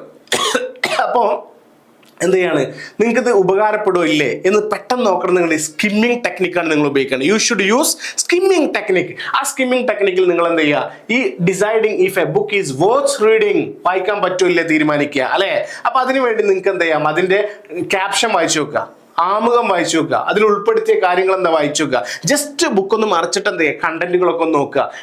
അതുപോലെ തന്നെ glance at summaries and introduction, അതിന്റെ ആമുഖത്തിനും കൺക്ലൂഷനിലേക്കും ഒന്ന് കണ്ണോടിക്കുക. പുസ്തകത്തൊന്ന് മൊത്തത്തിൽ പരന്നതിനാണ് നമ്മൾ എന്ത് പറയാ, സ്കിമ്മിങ് എന്ന് പറയുന്ന ടെക്നിക്ക്. സ്കിപ്പിംഗ് അല്ല കേട്ടോ, സ്കിപ്പിങ്ങും സ്കിമ്മിങ്ങും രണ്ടും തമ്മിൽ വ്യത്യാസമുണ്ട്. ഇവിടെ സ്കിമ്മിങ് ആണ്. ഓക്കെ അല്ലേ? ക്വിക്ക് ഓവർവ്യൂ എന്നാണ് നമുക്ക് അതിന് പറയാൻ പറ്റുക. അപ്പൊ ചോദിക്കട്ടോ, ഹൗ ടു സ്കിം, എങ്ങനെയാണ് നിങ്ങൾ സ്കിം ചെയ്യുക, അല്ലെങ്കിൽ വാട്ട് ഈസ് സ്കിമ്മിങ് അല്ലെ. സ്കിമ്മിങ് ചോദിച്ചാൽ നിങ്ങൾക്ക് എന്ത് പറയാം, quick overview, quick reading of A text book എന്ന് വേണമെങ്കിൽ പറയാം. ഹൗ ടു സ്കിം, എങ്ങനെ നമുക്ക് സ്കിമ്മിങ് ചെയ്യാൻ ചോദിച്ചാൽ ആ പുസ്തകം പെട്ടെന്ന് മറിച്ചു നോക്ക് തന്നെ. Read the title, read the content, just go through the content. Read the content എന്ന് പറഞ്ഞിട്ടോ, റീഡ് ദ കണ്ടന്റ് ആണെങ്കിൽ അത് എന്തല്ല, നമ്മൾ മൊത്തത്തിൽ വായിക്കാണല്ലോ, അത് പറ്റൂല. പ്രിഫേസ് പറയുമ്പോൾ അതിന്റെ ആമുഖവും കാര്യങ്ങളും. അതുപോലെ ടേബിൾ ഓഫ് കണ്ടന്റ് അല്ലേ, നിങ്ങൾ അസൈൻമെന്റ് ഒക്കെ എഴുതുന്ന സമയത്ത് നമ്മൾ അസൈൻമെന്റ് എല്ലാത്തിനും നമ്മൾ കുട്ടികളെ സപ്പോർട്ട് ചെയ്യുന്നുണ്ട് കേട്ടോ. നമ്മുടെ ചാനലൊക്കെ അപ്ഡേറ്റ് ചെയ്യുന്നുണ്ട്, അതൊക്കെ ഫോളോ അപ്പ് ചെയ്തോണ്ടു. നല്ല അസൈൻമെന്റ് അനലറ്റിക്കലും ഇതൊക്കെ ചെയ്യുന്നുണ്ട് കേട്ടോ. അപ്പൊ അവിടെ ടേബിൾ ഓഫ് കണ്ടന്റ് ചെയ്യുമല്ലോ. ടേബിൾ ഓഫ് കണ്ടന്റ് പറഞ്ഞാൽ നിങ്ങൾക്കറിയില്ലേ, ഇതാണ് നമ്മൾ ടേബിൾ ഓഫ് കണ്ടന്റ് അല്ലേ. ഇൻട്രൊഡക്ഷൻ ഏത് പേജിലാണ് അല്ലെ, കണ്ടന്റ് ഏത് പേജിലാണ്, അതൊക്കെ ഇതിനാണ്, നിങ്ങൾക്ക് അറിയുന്ന കാര്യമാണ്. എനിവേ, അപ്പൊ ഇതാണ് സ്കിമ്മിങ് എന്ന് പറയുന്നത്. ഇനി അടുത്തൊരു ടെക്നിക്കാണ് സ്കാനിങ് അല്ലെ. സ്കാൻ ചെയ്യുക.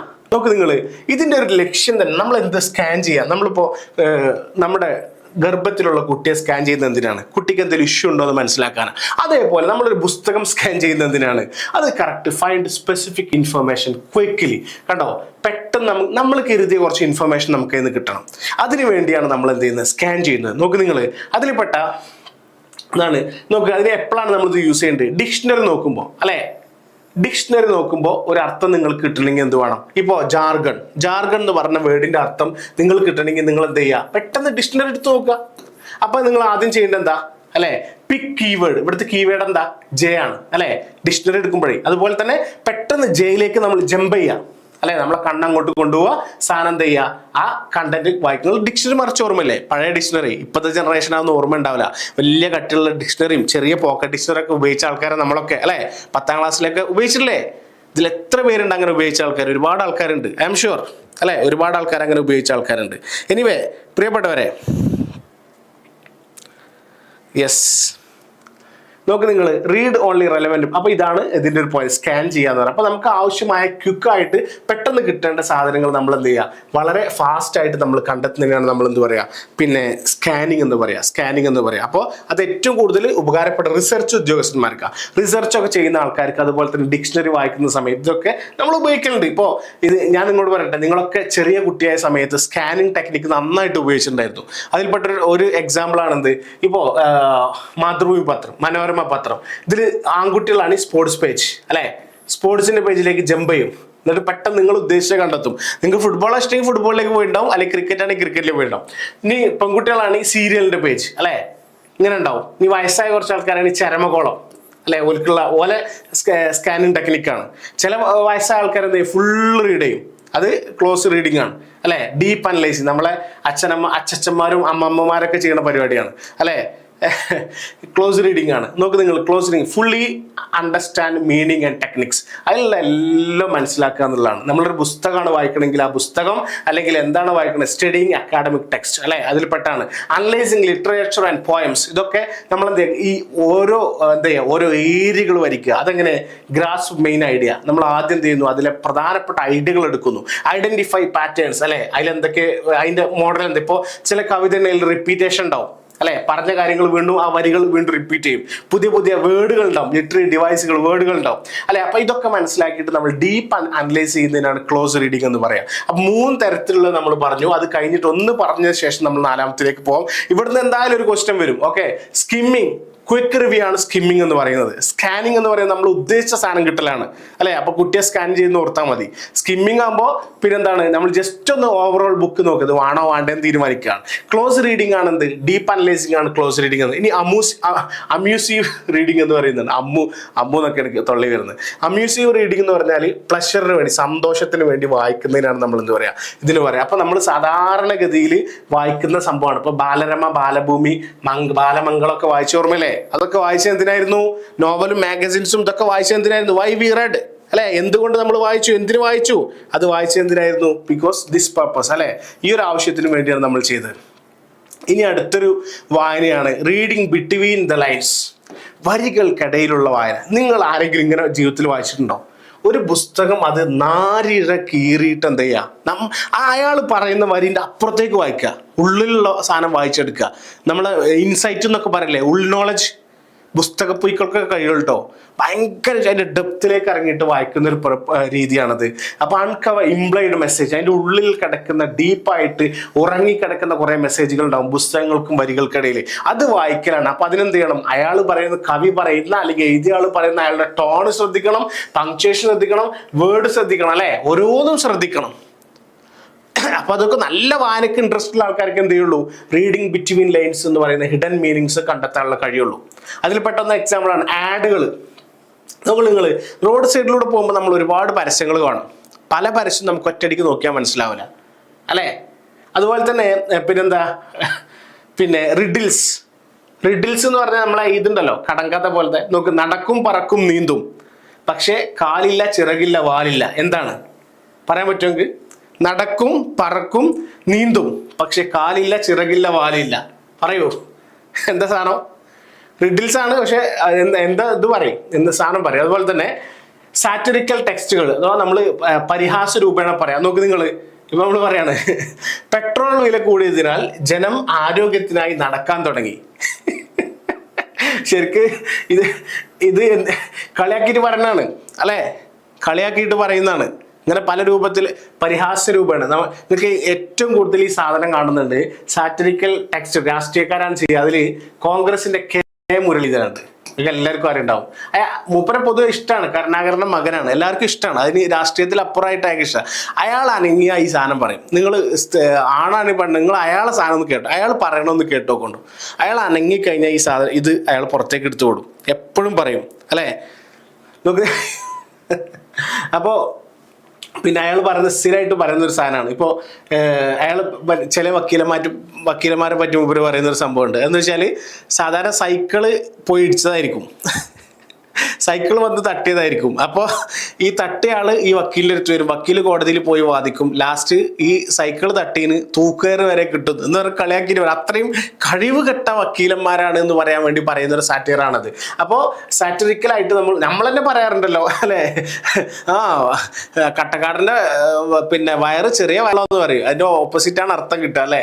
അപ്പൊ അതേപോലെ ഞാൻ പറഞ്ഞു വരുന്നത് വെച്ചാൽ ഇങ്ങനെയുള്ള സാധനങ്ങളൊക്കെ നമ്മൾ എന്താ പറയാ, ഇതിനൊക്കെ നമുക്ക് പിന്നെ എന്താ പറയാ, ഇതൊക്കെ എന്താണ്, ഇതൊക്കെ ബിയണ്ട് ദലേ അല്ലെ, നമ്മൾ കരുതിയതിന്റെ അപ്പുറത്തേക്കുള്ള കാര്യങ്ങളാണ് ഇതൊക്കെ.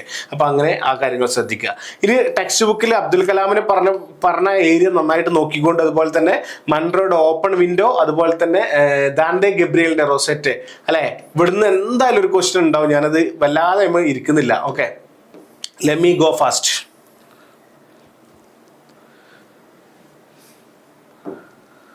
നോക്ക് നിങ്ങള്, ഇനി ഇവിടെ നൗണുകൾ അല്ലെ, നൗണുകൾ പലതരത്തിലുള്ളത്. കോൺക്രീറ്റ് ആണ് ഉറപ്പുള്ള പേര് എന്നുള്ള അർത്ഥം എന്ന ഒരു രീതിയിൽ വെക്കാം. ടാഞ്ചിബിൾ, കാണാൻ പറ്റുന്നത് അല്ലെ, ആൺകുട്ടി പെൺകുട്ടി എന്നൊക്കെ പറയില്ല, അത് ഒരു പേരാണ് അല്ലെ. ഇന്ത്യ അല്ലെ, ഇതൊക്കെ നമുക്ക് വേണമെങ്കിൽ എന്ത് പറയാം, ടാഞ്ചിബിൾ ആണ്. ഇന്ത്യ എന്ന് പറഞ്ഞാൽ അങ്ങനെ കറക്റ്റ് ഒരു സാധനം ഉണ്ട് അല്ലെ, ഇതാണ് ഇന്ത്യ അല്ലെ, അങ്ങനെ ഉണ്ട്. അപ്പൊ അതിനാണ് എന്താ പറയാ, ടാഞ്ചിബിൾ. ഇതിങ്ങനെ വൺ വേർഡിൽ ചോദിക്കാനുള്ള സാധ്യത കേട്ടോ. അബ്സ്ട്രാക്ട് എന്ന് പറഞ്ഞാൽ കഴിഞ്ഞ ദിവസം പറഞ്ഞു, അമൂർത്തം, കാണാൻ പറ്റാത്തത് അല്ലെ. ലവ്, ഫ്രീഡം, അറിവ്, നോളജ്, അതിനൊക്കെ അബ്സ്ട്രാക്ട് എന്ന് പറയും. പ്രോപ്പർ അല്ലെ, അതിൽ പെട്ടാണെന്ത്, കോമൺ നെയിം അല്ലെ. മൊത്തത്തിലുള്ളത് ഗാന്ധി, പാരീസ്, കണ്ടോ ഈ ഗാന്ധി എന്നുള്ളത് എന്താണ്, പിന്നെ കണ്ടില്ലേ, പൊതുവെ ആ കുടുംബത്തിനുള്ള പേരാണ്, അറിയപ്പെട്ട പേരാണ് അല്ലെ. അതുപോലെ തന്നെ കോമൺ നെയിമുകളുണ്ട്. പിന്നെന്താ പറയാ, സിറ്റി, നിങ്ങൾ കേട്ടില്ലേ, ഇപ്പൊ ഈ അമ്പലപ്പടി നിങ്ങൾ കേട്ടിട്ടുണ്ടാവും. അമ്പലം ഉണ്ടെങ്കിൽ അവിടെ ഒരു പടി ഉണ്ടാവും, പള്ളി ഉണ്ടെങ്കിൽ അവിടെ ഒരു പടി ഉണ്ടാവും. അപ്പൊ അങ്ങനത്തെ കോമൺ നെയിമുകൾ. അതുപോലെ തന്നെ പഠിപ്പിക്കുന്ന ആൾക്കാർ നമ്മൾ എല്ലാവരും ടീച്ചർ വിളിക്കും, ആ നാട്ടിൽ മാഷെ വിളിക്കൂലേ. അപ്പൊ അങ്ങനത്തെ കുറെ നെയിമുകൾ ഉണ്ട്. ഞാൻ പെട്ടെന്ന് പറഞ്ഞതാണ്. കൗണ്ടബിൾ നിങ്ങൾക്ക് അറിയണ്ടാവും, അൺകൗണ്ടബിൾ എണ്ണാൻ പറ്റുന്ന എണ്ണാൻ പറ്റാത്ത, മൈനർ ആയിട്ടുള്ള നിങ്ങൾ നോക്കണ്ട, മേജർ ആയിട്ടുള്ള മാത്രം നോക്കിയാൽ മതി. അതുപോലെ തന്നെ കമ്പൗണ്ട് നൗൺ, ഇത് നിങ്ങൾക്ക് ചിലപ്പോൾ അറിയണ്ടാവില്ല. റെയിൻ ഫാൾ കണ്ടോ, റെയിൻഫാൾ, ഇത് രണ്ടും പാടെ കൂട്ടിയതാണത് ലഞ്ച് ബോക്സ് അല്ലെ, ലഞ്ച് ബോക്സ്. ഈ രണ്ട് വേർഡും കൂടിയതാണത് ബോക്സ് പ്ലസ് ലഞ്ച്, അതാണ് ലഞ്ച് ബോക്സ്. അപ്പൊ കമ്പൗണ്ട് എന്ന് പറയുമ്പോൾ നിങ്ങൾ കൂട്ടുന്നത് അല്ലെ. പൊസസീവ് നൗൺ എന്ന് പറഞ്ഞാൽ ഇപ്പൊ നോക്ക് നിങ്ങൾ, ശാലിനീസ് കാർ അല്ലെ, ശാലിനിന്റെ കാറ്. അപ്പൊ ഒരു പൊസിനസ് ഓൾഡ് എന്ന് വന്നില്ലേ, അല്ലെങ്കിൽ ശാലിനീസ് ഹസ്ബൻഡ്, ശാലിന്റെ ഹസ്ബൻഡ് എന്ന രീതിയിൽ വന്നില്ലേ. അപ്പൊ അതിനാണ് നമ്മൾ എന്ത് പറയാ, പൊസസീവ് നൗൺ എന്ന രീതിയിൽ പറയാം. ഓക്കെ, അതുപോലെ തന്നെ മറ്റൊന്നാണ് ജെൻഡർ നമുക്കുണ്ട് അല്ലെ. ആണുങ്ങളെ പേരുണ്ട്, ഇപ്പൊ കിങ് അല്ലെ, അതിന്റെ പെണ്ണ് നെയിം എന്താ, ക്വീൻ അല്ലെ. അതുപോലെ തന്നെ റെഗുലർ ആയിട്ടുള്ളത് പെണ്ണ്, പെൻസ്, ഇറഗുലർ ചൈൽഡ്, ചിൽഡ്രൻ. അതുപോലെ തന്നെ സെയിം ഫോം ഉണ്ട്, ഷീപ്പ് അല്ലെ. കാരണം ഇങ്ങനെ ചുരുക്കി പറഞ്ഞാൽ ഇതൊക്കെയാണ് പേരുകൾ. ഇത് നിങ്ങൾ കറക്റ്റായിട്ട് പഠിച്ചിട്ടേ ഇതിന്ന് ഒരു മാർക്ക് ക്വസ്റ്റ്യൻ എന്തായാലും വരും. നമുക്ക് എന്തായാലും എക്സസൈസ് കൂടി ചെയ്തിട്ട് നമുക്ക് അവസാനിപ്പിക്കാം. മറ്റൊന്നാണ് വേർബുകൾ. നോക്ക് നിങ്ങൾ, ലെക്സിക്കൽ വേർബ് അല്ലെ. ലെക്സിക്കൽ വേർബ് എന്ന് പറഞ്ഞാൽ ഒരു പ്രവൃത്തിയിൽ ഏറ്റവും പ്രധാനപ്പെട്ട അല്ലെ. ഷെഫീഖ് കട്ടക്കാടൻ ഈറ്റിംഗ് എന്ന് പറയുന്നതാണ് ലെക്സിക്കൽ വേർബ്. ആ ഒരു പ്രവൃത്തിയിലെ ഏറ്റവും പ്രധാനപ്പെട്ടതിനാണ് നമ്മൾ എന്ത് പറയാ, ലെക്സിക്കൽ വേർബ്. ഒരു എക്സാമിൽ ചോദിച്ചിട്ടുണ്ട് കേട്ടോ, ഓർത്തിരിക്കണേ, ശ്രദ്ധിക്കണേ. മറ്റൊന്നാണ് ഓക്സിലറി വേർബ്. ഓക്സിലറി വേർബ് എന്ന് പറയുമ്പോൾ നോക്ക് നിങ്ങൾ, ബി, ഹാവ്, ഡു, ഇതൊക്കെ ഓക്സിലറി വേർബാണ് അല്ലെ. ഷീ ഈസ് ഡാൻസിങ്, ഇതിലെ ഓക്സിലറി എന്ന് പറഞ്ഞാൽ സഹായിക്കുന്ന എന്നാണ് അർത്ഥം. ഡാൻസിങ് എന്ന പദവും അതുപോലെ തന്നെ ഷീ എന്ന പദവും, രണ്ട് പദം കണ്ടങ്ങൾ, ഈ രണ്ട് പദത്തെ കൂട്ടി യോജിപ്പിക്കാൻ സഹായിച്ചത് ആരാ, ഈസാണ്. ശരിയല്ലേ. ഷെഫീഖ് ഈസ് ടീച്ചിങ്, ഷെഫീഖ് കട്ടക്കാടൻ പഠിപ്പിച്ചുകൊണ്ടിരിക്കുകയാണ്. ടീച്ചിങ്ങും ഷെഫീഖിനും ഇടയിൽ കൂട്ടി യോജിപ്പിച്ച ആരാ, ഈസാണ്. അപ്പൊ അതിന് നമ്മൾ എന്ത് പറയും, ഓക്സിലറി വെബ്. ഇതായിരിക്കും മിക്കവാറും എക്സാമിന് ചോദിക്കുക, എനിക്ക് നന്നായിട്ട് തോന്നുന്നുണ്ട് കേട്ടോ. ഓക്കെ, ഓക്സിലറി വേർബ് ആയിരിക്കും മിക്കവാറും എക്സാമിലേക്ക് വരിക എന്നുള്ളത് ഓർത്തിരിക്കുക. ട്രാൻസിറ്റീവ് വേർബ് അല്ലെ, ഷീ എയ്റ്റ് ആൻ ആപ്പിൾ അല്ലെ. ഇവിടെ ട്രാൻസിറ്റീവ് വേർബ് ആകുമ്പോൾ അതിനെന്ത് വേണം, നമ്മൾ കർത്താവ്, ക്രിയ, കർമ്മിണി എന്നൊക്കെ ഇട്ടില്ലേ. ഒരു പ്രവർത്തനം ചെയ്യുമ്പോൾ നോക്ക് നിങ്ങൾ, ഉറങ്ങുക എന്ന് പറയുന്നതും ഉറങ്ങുക അല്ലെ, സ്ലീപ്പ് എന്ന് പറയുന്നതും അതുപോലെ തന്നെ തിന്നുക. നിങ്ങൾ പറയും, അവൾ തിന്നു, അവൾ ഉറങ്ങി. അവൾ തിന്നു എന്ന് പറയുമ്പോൾ നിങ്ങൾ തന്നെ ഓട്ടോമാറ്റിക്കായിട്ട് എന്ത് ചോദിക്കും, എന്ത് തിന്നു അല്ലെ. ആ സെന്റൻസ് പൂർത്തിയായിട്ടില്ല. സെന്റൻസ് പൂർത്തിയാകാത്താണ് നമ്മൾ എന്ത് പറയാ, ട്രാൻസിറ്റീവ് എന്ന് പറയാം. അവൾ എന്ത് തിന്നു സ്വാഭാവികമായിട്ട് നിങ്ങൾ ചോദിക്കും.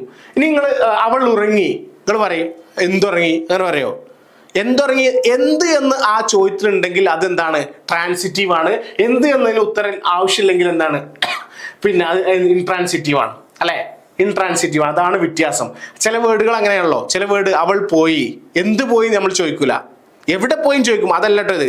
എന്ത് എന്നാ പിന്നെ ചോദിക്കേണ്ട ആവശ്യം ഉണ്ടെങ്കിൽ അതിന് ഉത്തരം ഉണ്ടെങ്കിൽ അതെന്താണ്, ട്രാൻസിറ്റീവ് ആണ്. എന്തെന്നില്ലെങ്കിൽ എന്താണ്, ഇൻട്രാൻസിറ്റീവ് ആണ്. നാളെ അത് തന്നിട്ട് ചോദിക്കുമ്പോൾ മേപ്പോട്ട് നോക്കി നിൽക്കരുത് മക്കളെ, അല്ലെ. ഇനി മറ്റൊന്നാണ് വേർബാണ് സ്റ്റാറ്റീവ് അല്ലെങ്കിൽ ഡൈനാമിക് എന്ന് പറയുന്നത്. ഡൈനാമിക് എന്ന് പറഞ്ഞാൽ ഇപ്പോൾ റണ്ണിങ്, അതിങ്ങനെ ചലിച്ചുകൊണ്ടിരിക്കുന്നതാണ്, അല്ലെ. റൈറ്റ്, എഴുതിക്കൊണ്ടിരിക്കുന്ന സാധനമാണ്. അതേസമയം ലവ് എന്ന് പറഞ്ഞാൽ സ്നേഹിക്കുക, സ്നേഹിച്ചുകൊണ്ടിരിക്കുക എന്ന് പറഞ്ഞ സംഭവമല്ല, അത് സ്റ്റാറ്റിക് ആണ്, അല്ലെ. അതുപോലെ തന്നെ അറിവ്, അറിഞ്ഞുകൊണ്ടിരിക്കുക, അങ്ങനെ നമുക്ക് പറയാൻ കഴിയില്ല. അതേസമയം എഴുതിക്കൊണ്ടിരിക്കുക എന്ന് പറയുമ്പോൾ അയാൾ ഇങ്ങനെ എഴുതിക്കൊണ്ടേ ഇരിക്കുന്നുണ്ടാവും. ഈ സാധനം ഒന്നും കാണാത്ത സാധനങ്ങൾ, അപ്പൊ നമുക്ക് എത്ര കറക്റ്റ് പറയാൻ കഴിയില്ല. അപ്പൊ കറക്റ്റ് കാണാത്ത സാധനങ്ങളെ നമുക്ക് എന്ത് പറയാം, സ്റ്റാറ്റീവ് എന്ന് വേണമെങ്കിൽ പറയാം. അതുപോലെ തന്നെ പിന്നെ കാണുന്നതും അതിങ്ങനെ നടന്നുകൊണ്ടിരിക്കുന്നത്, ചലിക്കുന്നതായിട്ടുള്ള, ഇപ്പോൾ വാട്ടർ ഫ്ലോയിങ് എന്നുള്ള ഡൈനാമിക് ആണ്, അല്ലെ. തിങ്കിങ് എന്ന് പറയുന്ന ഡൈനാമിക് അല്ല, അത് കാണാത്തൊരു സാധനമാണ്. അതിന്റെ അളവ് നമുക്ക് കൃത്യമായിട്ട് മെഷർ ചെയ്യാൻ പറ്റൂല. അപ്പൊ അതിന് നമുക്ക് എന്താ പറയുക, സ്റ്റാറ്റീവ് എന്ന് പറയാം. അപ്പൊ ഇത്രയും വേർബുകളുണ്ട്. ഇത് ലെക്സിക്കൽ ചോദിച്ചിട്ടുണ്ട്. അപ്പൊ ഇനി ഓക്സിലറിയിലേക്കോ ട്രാൻസിറ്റീവിലേക്കോ ഉള്ള ചോദ്യമായിരിക്കും ഇനി വരാനുള്ള സാധ്യത കൂടുതൽ. ഇവിടുന്ന് നോക്കിയിട്ടേ പോകാവൂ. ഓക്കെ, ഞാൻ എൻ്റെ 2 വീഡിയോയിൽ അഡ്ജക്റ്റീവും അഡ്വേർബും പറഞ്ഞിരുന്നു. അതുപോലെ തന്നെ ഡിഗ്രികൾ, അല്ലെ, positive degree, comparative degree, superlative degree കഴിഞ്ഞ ക്ലാസ് നന്നായിട്ട് പറഞ്ഞതാണ്. ഇനി ഞാൻ റിപ്പീറ്റ് ചെയ്യുന്നില്ല. അതിന്റെ കുറച്ച് എക്സാമ്പിൾസ് നമുക്ക് ലാസ്റ്റ് നോക്കിയിട്ട് പെട്ടെന്ന് അവസാനിപ്പിക്കാം. അപ്പൊ ഇതെന്ത് ചെയ്യുക, ഈ ഏരിയ നിങ്ങൾ കഴിഞ്ഞ 2 വീഡിയോകളൊക്കെ ഒന്ന് കണ്ടാൽ നിങ്ങൾക്ക് കറക്റ്റ് മനസ്സിലാവും. അഡ്വേർബും അഡ്ജക്റ്റീവും ഞാൻ നന്നായിട്ട് പറഞ്ഞിട്ടുണ്ട്. ഓക്കെ, അതുപോലെ തന്നെ ഇവിടെ നിങ്ങൾക്ക് ഒരു ചോദ്യം വരാൻ സാധ്യതയുള്ള ഒരു സാധനമാണ് പ്രൊനൗൺ. എന്താണ് നൗണ് എന്ന് പറഞ്ഞാൽ പേരാണ്, നൗൺ എന്ന് പറഞ്ഞാൽ പേരാണ്. അതേസമയം പ്രോനൗൺ എന്ന് പറഞ്ഞാൽ എന്താ, വാട്ട് ഈസ് പ്രോനൗൺ, എന്താണ് പ്രോനൗൺ, അല്ലേ. യെസ്, നീതു വയ്ക്കാണ്. ആരാണ് ഷെഫീഖ് അട്ടക്കാടൻ? നീതു അത് ഞാൻ തന്നെയാണ്. നമ്മളെ കുറിച്ച് തന്നെയാണ് ഈ പൊന്തിച്ച് പറയുന്നത്. നീതു കരുതി വേറെന്തോ സംഭവം കരുതി. എനിവേ, പ്രോനൗൺ നോക്ക് നിങ്ങൾ. പ്രോനൗൺ എന്ന് പറഞ്ഞാൽ ഇപ്പോൾ അവൾ, നീതു എന്ന് ഞാൻ ഇവിടെ പറയാണ്. നിങ്ങളെല്ലാവരും ഒന്ന് കമന്റ് ചെയ്ത് നിങ്ങളെ പേരൊക്കെ നമ്മുടെ ഇതാ. നീതു നോക്ക് നിങ്ങൾ. നീതു എന്നുള്ളതിന് പകരം എനിക്ക് എന്ത് ഉപയോഗിക്കാം, അവൾ എന്ന് ഉപയോഗിക്കാം. പറ്റൂലേ, അവൾ, അല്ലെ. അപ്പോ നീതുവിനെ നമുക്ക് എന്ത് ചെയ്യാം, ഷീ എന്ന് ഉപയോഗിക്കാൻ പറ്റും. ഇതിനാണ് നമ്മൾ എന്ത് പറയാ, പേരിന് പകരം ഞാൻ ഉപയോഗിച്ച ഷീ എന്നതിനാണ് നമ്മൾ എന്ത് പറയാ, പ്രോനൗൺ എന്ന് പറയുന്നത്. ക്ലിയർ ആണെന്ന് കരുതുന്നു. ഇംഗ്ലീഷിലെ പ്രധാനപ്പെട്ട പ്രോനൗൺ എന്ത്, ഐ, യു, അല്ലെ, നീ, നിങ്ങൾ എന്ന് നമുക്ക് പറയാം പേര് പറയുന്നതിന് പകരം, അല്ലെ. യെസ്, അതുപോലെ തന്നെ ദേ, വി, ഹി, ഷീ, ഇതൊക്കെ പ്രോനൗൺ ആണ്. Pick the pronouns from below എന്ന് ചോദിച്ചാൽ നിങ്ങൾക്ക് ഇത് പറയാം. താഴെ തന്ന് പ്രോനൗണുകൾ എന്ത് ചെയ്യുക, എടുക്കുക എന്ന് പറയുന്നതൊക്കെ പറയാം. ആ പേരിന് പകരമായിട്ട് നമുക്ക് ഉപയോഗിക്കാൻ പറ്റിയ പ്രോനൗണുകളാണ് എന്തൊക്കെ, അയ്യോ, ദേവി, ഷീ, ഹി എന്നൊക്കെ പറയുന്ന പ്രോനൗണുകൾ എന്ന് പറയുന്നത്. ഇനി മറ്റൊന്നാണ് പ്രിപ്പോസിഷൻസ്. പ്രിപ്പോസിഷൻ എന്ന് പറഞ്ഞാൽ, അല്ലെ, ഓണ്, ഇറ്റ്, അന്ന്, നിങ്ങൾ കേട്ടില്ലേ, ഓണ്, അല്ലെ, അറ്റ്, ഇന്ന്, ഇതിനൊക്കെയാണ് പ്രിപ്പോസിഷൻ എന്ന് പറയുന്നത്. ഈ പ്രിപ്പോസിഷൻ ആണ് എന്ത് ചെയ്യുന്നത്, ബന്ധങ്ങൾ ഉണ്ടാക്കി തീർക്കുന്നത്. അല്ലെ, ബന്ധങ്ങൾ, കണക്ഷൻ ഉണ്ടാക്കി തീർക്കുന്നത്, അല്ലെ. എങ്ങനെ നോക്ക് നിങ്ങൾ.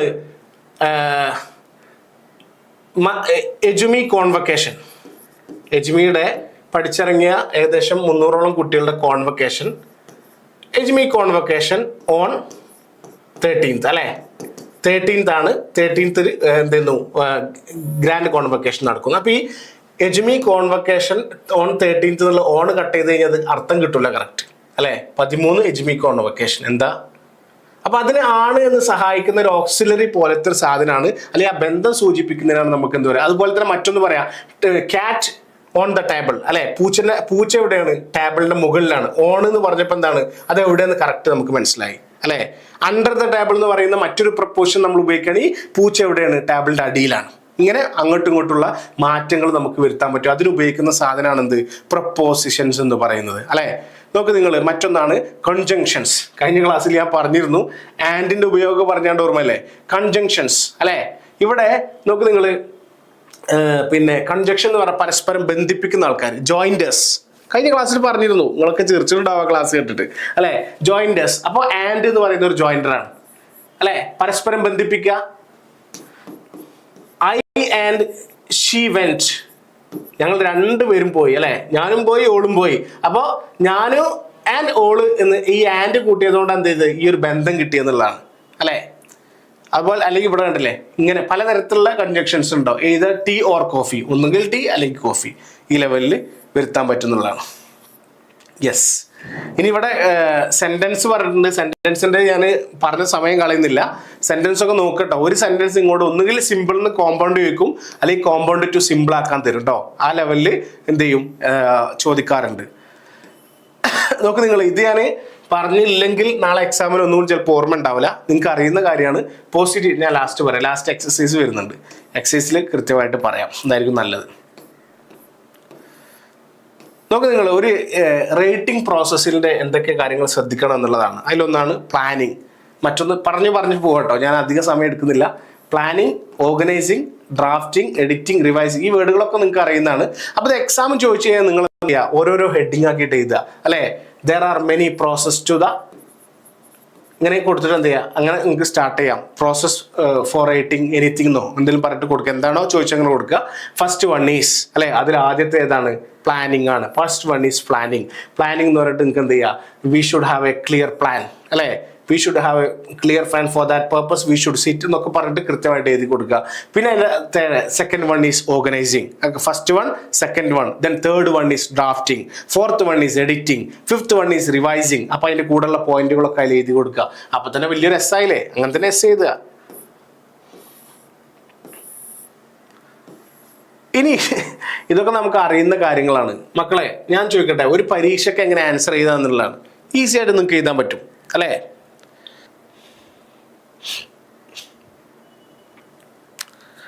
ഈസി ആയിട്ട് നിങ്ങൾക്ക് എഴുതാൻ പറ്റും. നോക്ക് നിങ്ങൾ, അതിൽ ഒരു എക്സാമിൻ്റെ അല്ലെ എഫക്റ്റീവ് ആൻസർ ചെയ്താനുള്ള കാര്യം എങ്ങനെയാണെന്നുള്ളതാണ്. അതിലൊന്ന് ടേക്ക് തിങ്കിങ് ടൈം. നമ്മൾ കൃത്യമായിട്ടൊരു ടൈം എടുക്കുക. ഇപ്പോൾ നമുക്കൊരു 10 മാർക്കിൻ്റെ എക്സാമിൻ്റെ ആൻസർ എഴുതാനാണ് ഉള്ളതെങ്കിൽ അല്ലേ, വലിയ എസ് ആണെങ്കിൽ ഒരു 20 മിനിറ്റ് നിങ്ങൾക്ക് ഉണ്ടെങ്കിൽ അതിലൊരു ആദ്യത്തെ 5 മിനിറ്റ് നിങ്ങൾ എന്ത് ചിന്തിക്കാൻ വേണ്ടി എടുക്കുക. അതിൽ ക്വസ്റ്റ്യൻ കൃത്യമായിട്ട് മനസ്സിലാക്കുക. എന്താണോ ക്വസ്റ്റ്യൻ ഉള്ളത് അതിനെ കറക്റ്റ് ആൻസർ ചെയ്യുക അല്ലേ. പിന്നെ ഷോർട്ട് ആൻസർ ആണെങ്കിൽ എന്ത് ചെയ്യുക, ചെറിയ എസ് ആണെങ്കിൽ അത് ചെറുതായിട്ട് എഴുതിയാൽ മതി, കറക്റ്റ് പോയിന്റ് പറയാം. അതേസമയം വലിയ എസ് ആണെങ്കിൽ ഞാൻ പലപ്പോഴും പറഞ്ഞിട്ടുണ്ട്, ഇൻട്രൊഡക്ഷൻ വേണം, അതുപോലെ തന്നെ ബോഡി പാർട്ട് വേണം അല്ലെ, കൺക്ലൂഷൻ വേണം. ഇങ്ങനെ ആയിരിക്കണം കൃത്യമായിട്ട് എഴുതുക. അപ്പൊ അതുപോലെ തന്നെ എസ് ആൻസർ ചെയ്യുന്ന സമയത്ത് സിമ്പിൾ ലാംഗ്വേജ് മതി. സിമ്പിൾ മതി. നമ്മൾ ഇംഗ്ലീഷുകാരൊന്നും അല്ലല്ലോ, നമുക്കറിയുന്ന വേർഡുകൾ ഉപയോഗിച്ച് ചെയ്ത്. അതുപോലെ തന്നെ ചങ്ക് ചെയ്ത്, ചങ്ക് എന്ന് പറഞ്ഞാൽ കട്ടാക്കിയിട്ട് ചെയ്ത് ഓരോ ആൻസർ ഇങ്ങനെ താഴേക്ക് എഴുതി ഇങ്ങനെ പോവുക. പിന്നെ ബാലൻസ്ഡ് അപ്രോച്ച് സ്വീകരിക്കുക. ഒരിക്കലും നമ്മൾ എന്ത് ചെയ്യരുത്, നമ്മൾ പിന്നെ എന്താ പറയാ, ഗാന്ധിജിയെ കൊന്ന ഗോഡ്സെ അത് ശരിയായിരുന്നു എന്ന് പറഞ്ഞ് വാദിക്കാൻ പാടില്ല. ഞാൻ പറഞ്ഞിരുന്നത് വെച്ചാൽ അത്രയും ഫെയർ ആയിരുന്നു. നമ്മൾ എഴുതുമ്പോൾ ഒരിക്കലും ഒരു രാഷ്ട്രീയ പാർട്ടിയോ ഒരു ടീമിനെയോ എതിർത്തുകൊണ്ടോ ഒന്നും ആയിരിക്കും നമ്മുടെ എഴുതുന്നത്. നമ്മൾ ഇന്ത്യക്കാരനായ ഇന്ത്യൻ പൗരൻ എന്ന രീതിയിലായിരിക്കും നമ്മുടെ എഴുത്ത് വരേണ്ടത്. റീവിസിറ്റ് ആൻഡ് റിവൈസ്, വീണ്ടും വീണ്ടും ചെയ്യുക. നമ്മൾ എഴുതിയ കാര്യങ്ങളൊക്കെ ഒന്ന് റിവൈസ് ചെയ്യുക. അപ്പോൾ നമുക്ക് എന്തെങ്കിലും കൂടുതൽ അക്യുറസി കിട്ടും. നിങ്ങൾ തൊട്ട് മുന്നേ എഴുതിയ പാരഗ്രാഫ് ഉണ്ടല്ലോ, ആ പാരഗ്രാഫിനെ ഒന്നും കൂടി പോയി നോക്കുക. അപ്പോൾ നിങ്ങൾക്ക് കുറച്ചും കൂടി എഴുതാനുള്ള ഊർജ്ജം കിട്ടും. അപ്പോൾ ആ ലെവലിൽ എഴുതി കഴിഞ്ഞാൽ നിങ്ങൾക്ക് കിട്ടും. നോക്ക് നിങ്ങൾ, ഇമെയിൽ റെസ്പോൺസ് അല്ലേ. നിങ്ങളൊരു കമ്പനിക്ക് ഇമെയിൽ അയച്ചു കൊടുത്താൽ അവർ ഓട്ടോമാറ്റിക്കായിട്ട് റീപ്ലൈ തരാറുണ്ട്. കണ്ടിട്ടുണ്ടോ അറിയില്ല നിങ്ങൾ അല്ലേ. ഡു നോട്ട് റീപ്ലൈ ആയിട്ടാണ് പലപ്പോഴും പലതും തരാറുള്ളത്. ചിലപ്പോൾ യൂണിവേഴ്സിറ്റിക്കൊക്കെ നമ്മൾ അയക്കുന്നതിന് ഡു നോട്ട് റീപ്ലൈ ഇമെയിൽസ് നമുക്ക് കിട്ടാറുണ്ട് അല്ലേ. പലതരത്തിലുള്ള പിന്നെ ഇമെയിൽസ് കിട്ടാറുണ്ട് അല്ലെ.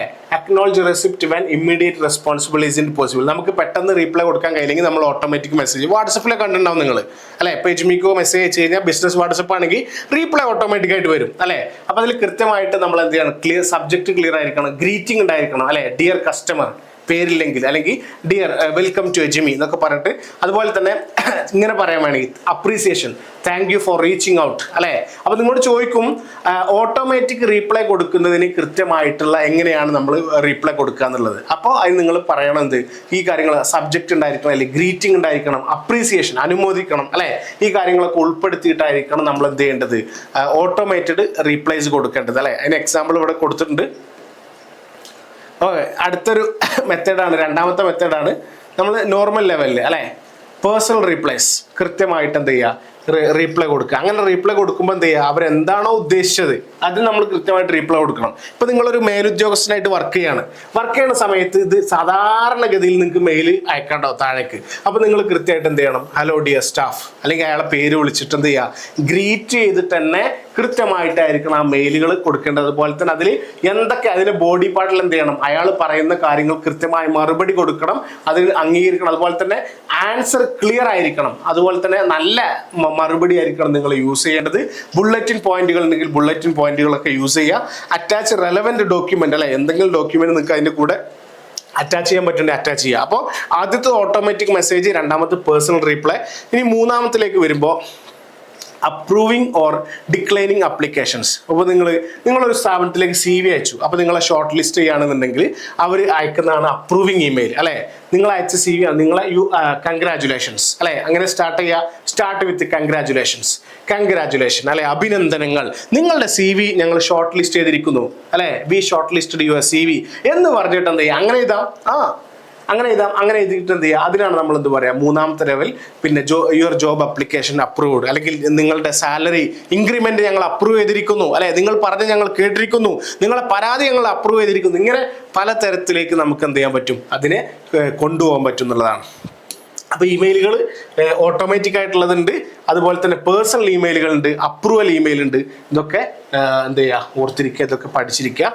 ഇതൊക്കെ ആയിട്ട് എക്സാമിന് പോകുക എന്നുള്ളതാണ്. ഇനി പിന്നെ ഞാൻ എല്ലാം പറഞ്ഞു പോകുന്നില്ല കേട്ടോ, എന്നെ കൊണ്ട് കഴിയുന്ന കുറച്ച് കാര്യങ്ങൾ പറയാന്നുള്ളതാണ്. കഴിയാണ്ടല്ല, സമയം കാര്യങ്ങളൊക്കെ നിങ്ങൾ നന്നായിട്ട് പോയി പഠിച്ചോളൂ. എഫക്റ്റീവ് എക്സാം ആൻസറിങ് ഒന്നുകൂടി ഡീറ്റെയിൽ ആയിട്ട് ഞാൻ ഇവിടെ കൊടുത്തിട്ടുണ്ട്. ഓക്കെ, ഇതൊക്കെ നിങ്ങൾക്ക് അറിയുന്ന കാര്യങ്ങളാണ്, അല്ലേ. നമ്മൾ എന്ത് ചെയ്യുക, ആലോചിച്ച് ചെയ്താൽ 10 മാർക്കിൻ്റെ ക്വസ്റ്റൻ ആണ്, എങ്ങനെ ചെയ്യാൻ ഞാൻ പറഞ്ഞു തരും കേട്ടോ. അപ്പോൾ അതൊക്കെ ചെയ്യുക. ഓക്കെ, ഇനി നമുക്ക് എക്സസൈസ് ഭാഗത്തേക്ക് കൂടി പോവാം, എന്നിട്ട് നമുക്ക് പെട്ടെന്ന് അവസാനിപ്പിക്കാം. ഓക്കെ, ഇതിൻ്റെ കൂടെ എസ് എന്ന് പറയുന്ന ഒരു ഏരിയയുടെ ഹിസ്റ്ററി പറഞ്ഞിട്ടുണ്ട്.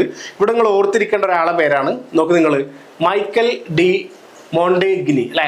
ഇദ്ദേഹമാണ് എന്ത് ചെയ്യുന്നത്, ഫാദർ ഓഫ് എസ് എന്ന പേരിൽ അറിയപ്പെടുന്നത്, അല്ലെ. ഇതുവരെ ചോദിച്ചിട്ടുള്ള ഈ ഒരു ചോദ്യം. അപ്പോൾ ആ ഒരു ചോദ്യം വരാനുള്ള സാധ്യത വളരെ കൂടുതലാണ് കേട്ടോ, ഒന്ന് ചെക്ക് ചെയ്യണേ. പിന്നീട് അതിലേക്ക് ഓരോരുത്തർ അഡീഷൻസോ കൊടുത്തിട്ടുണ്ട്. പല തരത്തിലുള്ള എസ്സേ ഉണ്ട്, അല്ലേ. പേഴ്സണൽ, ഇംപേഴ്സണൽ, ആർഗ്യുമെന്റ്, അല്ലെ, അനലറ്റിക്കൽ, ഡിസ്ക്രിപ്റ്റീവ്, എക്സ്പോസിറ്ററി, റിഫ്ലക്റ്റീവ് ഒക്കെ നിങ്ങൾ എന്ത് ചെയ്യുക, അതൊക്കെ നോക്കി വായിച്ചെടുത്തോ. ഞാൻ എന്ത് ചെയ്യാണ്, ഞാൻ അവസാനത്തെ എക്സസൈസും കൂടി പറഞ്ഞിട്ട് നമുക്ക് എന്ത് ചെയ്യും, വളരെ പെട്ടെന്ന് അവസാനിപ്പിക്കുകയാണ്. കഴിഞ്ഞൊരു തവണ ചോദിച്ചൊരു ചോദ്യം കേട്ടോ, benefits of process of editing, അല്ലേ. ബെനിഫിറ്റ്സ് ഓഫ് പ്രോസസ് ഓഫ് എഡിറ്റിങ്ങിന്റെ പിന്നെ ഉപകാരം എന്താണ്. അപ്പൊ നിങ്ങൾ എന്ത് ചെയ്യുക, ഇതൊന്നും കിട്ടിയില്ലെങ്കിൽ ഞാൻ ആദ്യം ഈ പോയിന്റ് വായിക്കാം, എന്നിട്ട് ഈ പോയിന്റ് ഒന്നും കിട്ടിയില്ലെങ്കിൽ നിങ്ങൾ എന്ത് ചെയ്യണ്ട, ബേജാറാവൊന്നും വേണ്ട. നിങ്ങൾ ചിന്തിക്കേണ്ട ഞാനൊരു പുസ്തകം ഇറക്കാണ്, ആ പുസ്തകം ഇറക്കുമ്പോൾ എനിക്കത് വായിച്ചാൽ കിട്ടില്ല, ഞാൻ എന്താ ചെയ്യേണ്ടത്, ആ പുസ്തകം മെച്ചപ്പെടാൻ ഞാൻ എന്താ ചെയ്യേണ്ടത്, എഡിറ്റ് ചെയ്യുക, അല്ലെ. എഡിറ്റ് ചെയ്ത് കഴിഞ്ഞാൽ എന്താ ഗുണമുള്ളത്, ഞാൻ എന്തിനാ പുസ്തകം ഒന്ന് ഇംപ്രൂവ് ക്വാളിറ്റി കൂടുന്നുള്ള കാര്യത്തിൽ യാതൊരു സംശയമില്ല, അല്ലെ.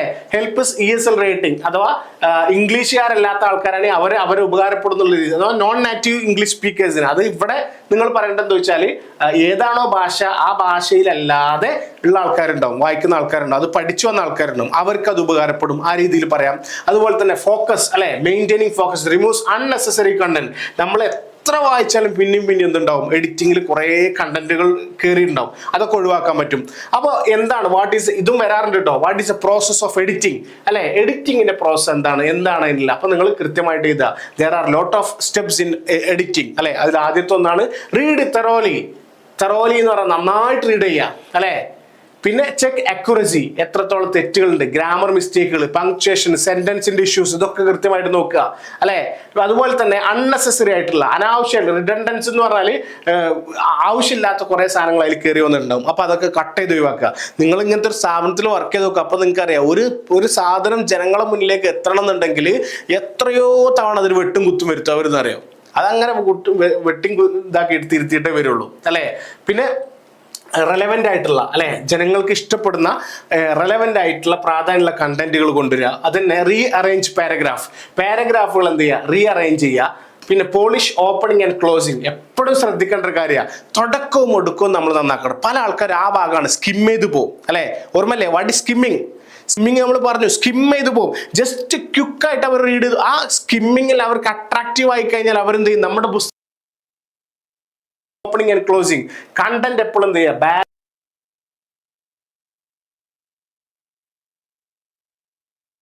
എല്ലാവരോടും പറഞ്ഞൊക്കെ നമ്മൾ റീസ്റ്റാർട്ട് ചെയ്തു എന്നുള്ളത്.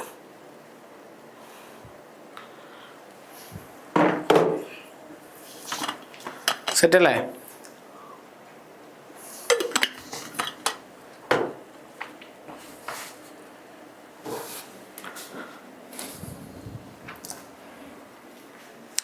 ഓക്കെ, അപ്പോൾ യൂസ് ട്രാൻസിഷൻ വേർഡ്സ് അല്ലേ, അങ്ങോട്ടും ഇങ്ങോട്ടും ടച്ച് ഉള്ള കണക്ഷൻസ് ഉള്ള വേർഡുകൾ നമ്മൾ എപ്പോഴും ഉപയോഗിക്കാൻ വേണ്ടി ശ്രദ്ധിക്കണം അല്ലേ. എൻഷുർ ഫോർമാറ്റിംഗ് കൺസിസ്റ്റൻസി അല്ലേ. ഇതിൽ നമ്മൾ ഉപയോഗിക്കുന്ന സൈറ്റേഷൻസ് ഒക്കെ നിങ്ങൾ കേട്ടിട്ടുണ്ടോയെന്ന് അറിയില്ല. ഈ നിങ്ങൾ അസൈൻമെൻറ്റിൻ്റെ അവസാനത്തിൻ്റെ ബിബ്ലിയോഗ്രഫി എന്ന സംഭവമുണ്ട്, നിങ്ങൾ കേട്ടിട്ടുണ്ടത്. ഈ ബിബ്ലിയോഗ്രഫി എന്ന് പറഞ്ഞാൽ നിങ്ങൾ അസൈൻമെൻറ്റിൽ അല്ലെങ്കിൽ സെമിനാറിൽ പ്രൊജക്റ്റിലൊക്കെ ഏതെങ്കിലും മറ്റൊരാൾ ഉപയോഗിച്ച ഉദ്ധരണി അവരുടെ ടെക്സ്റ്റ് ബുക്കിൽ നിന്ന് എന്തെങ്കിലുമൊക്കെ എടുത്തിട്ടുണ്ടെങ്കിൽ അത് നമ്മൾ എന്ത് ചെയ്യണം, ശരിക്കും അവരുടെ നമ്മൾ കൊണ്ടുവന്ന് ഇങ്ങോട്ട് എടുക്കാനുള്ളൂ. അപ്പോൾ എന്ത് ചെയ്യണം, അവരെ കൂടി അവർക്കൊരു ക്രെഡിറ്റ് കൊടുക്കണം. അങ്ങനെയാണ് ആ ക്രെഡിറ്റ് കൊടുക്കുന്ന പരിപാടിക്കാണ് നമ്മൾ ഈ സൈറ്റേഷൻ എന്നൊക്കെ പറയുന്നത്. ഓക്കെ, കാരണം അവരും കൂടി നമ്മൾ മെൻഷൻ ചെയ്യുക, ഈ സാധനം ഞാൻ അതിൽ നിന്ന് എടുത്താട്ടോ എന്ന് മെൻഷൻ ചെയ്യുന്നതാണ് ബിബ്ലിയോഗ്രഫി. അപ്പോൾ അതൊക്കെ കൃത്യമായിട്ട് യൂസ് ചെയ്യാം. പിന്നെ പ്രൂഫ് റീഡിങ് ഉണ്ടായിരിക്കുക. അപ്പോൾ എഡിറ്റിങ്ങിൻ്റെ പ്രോസസ്സ് ഇത്രയാണ്. ഇതൊക്കെ നിങ്ങൾക്ക് എന്ത് ചെയ്യുക, first process of editing is അല്ലേ, അല്ലെങ്കിൽ ഫസ്റ്റ്ലി ഈ വേർഡ് ഉപയോഗിക്കുക അല്ലേ, ഫസ്റ്റ്ലി, സെക്കൻഡ്ലി, തേർഡ്ലി, ഇങ്ങനെ എസ് ചെയ്തുമായതിൻ്റെ ഫസ്റ്റ്ലി, സെക്കൻഡ്ലി, തേർഡ്ലി, ഇങ്ങനെ കൃത്യമായിട്ട് നിങ്ങൾക്ക് എന്ത് ചെയ്യാൻ പറ്റും, എഴുതി പോകാൻ പറ്റും അല്ലേ.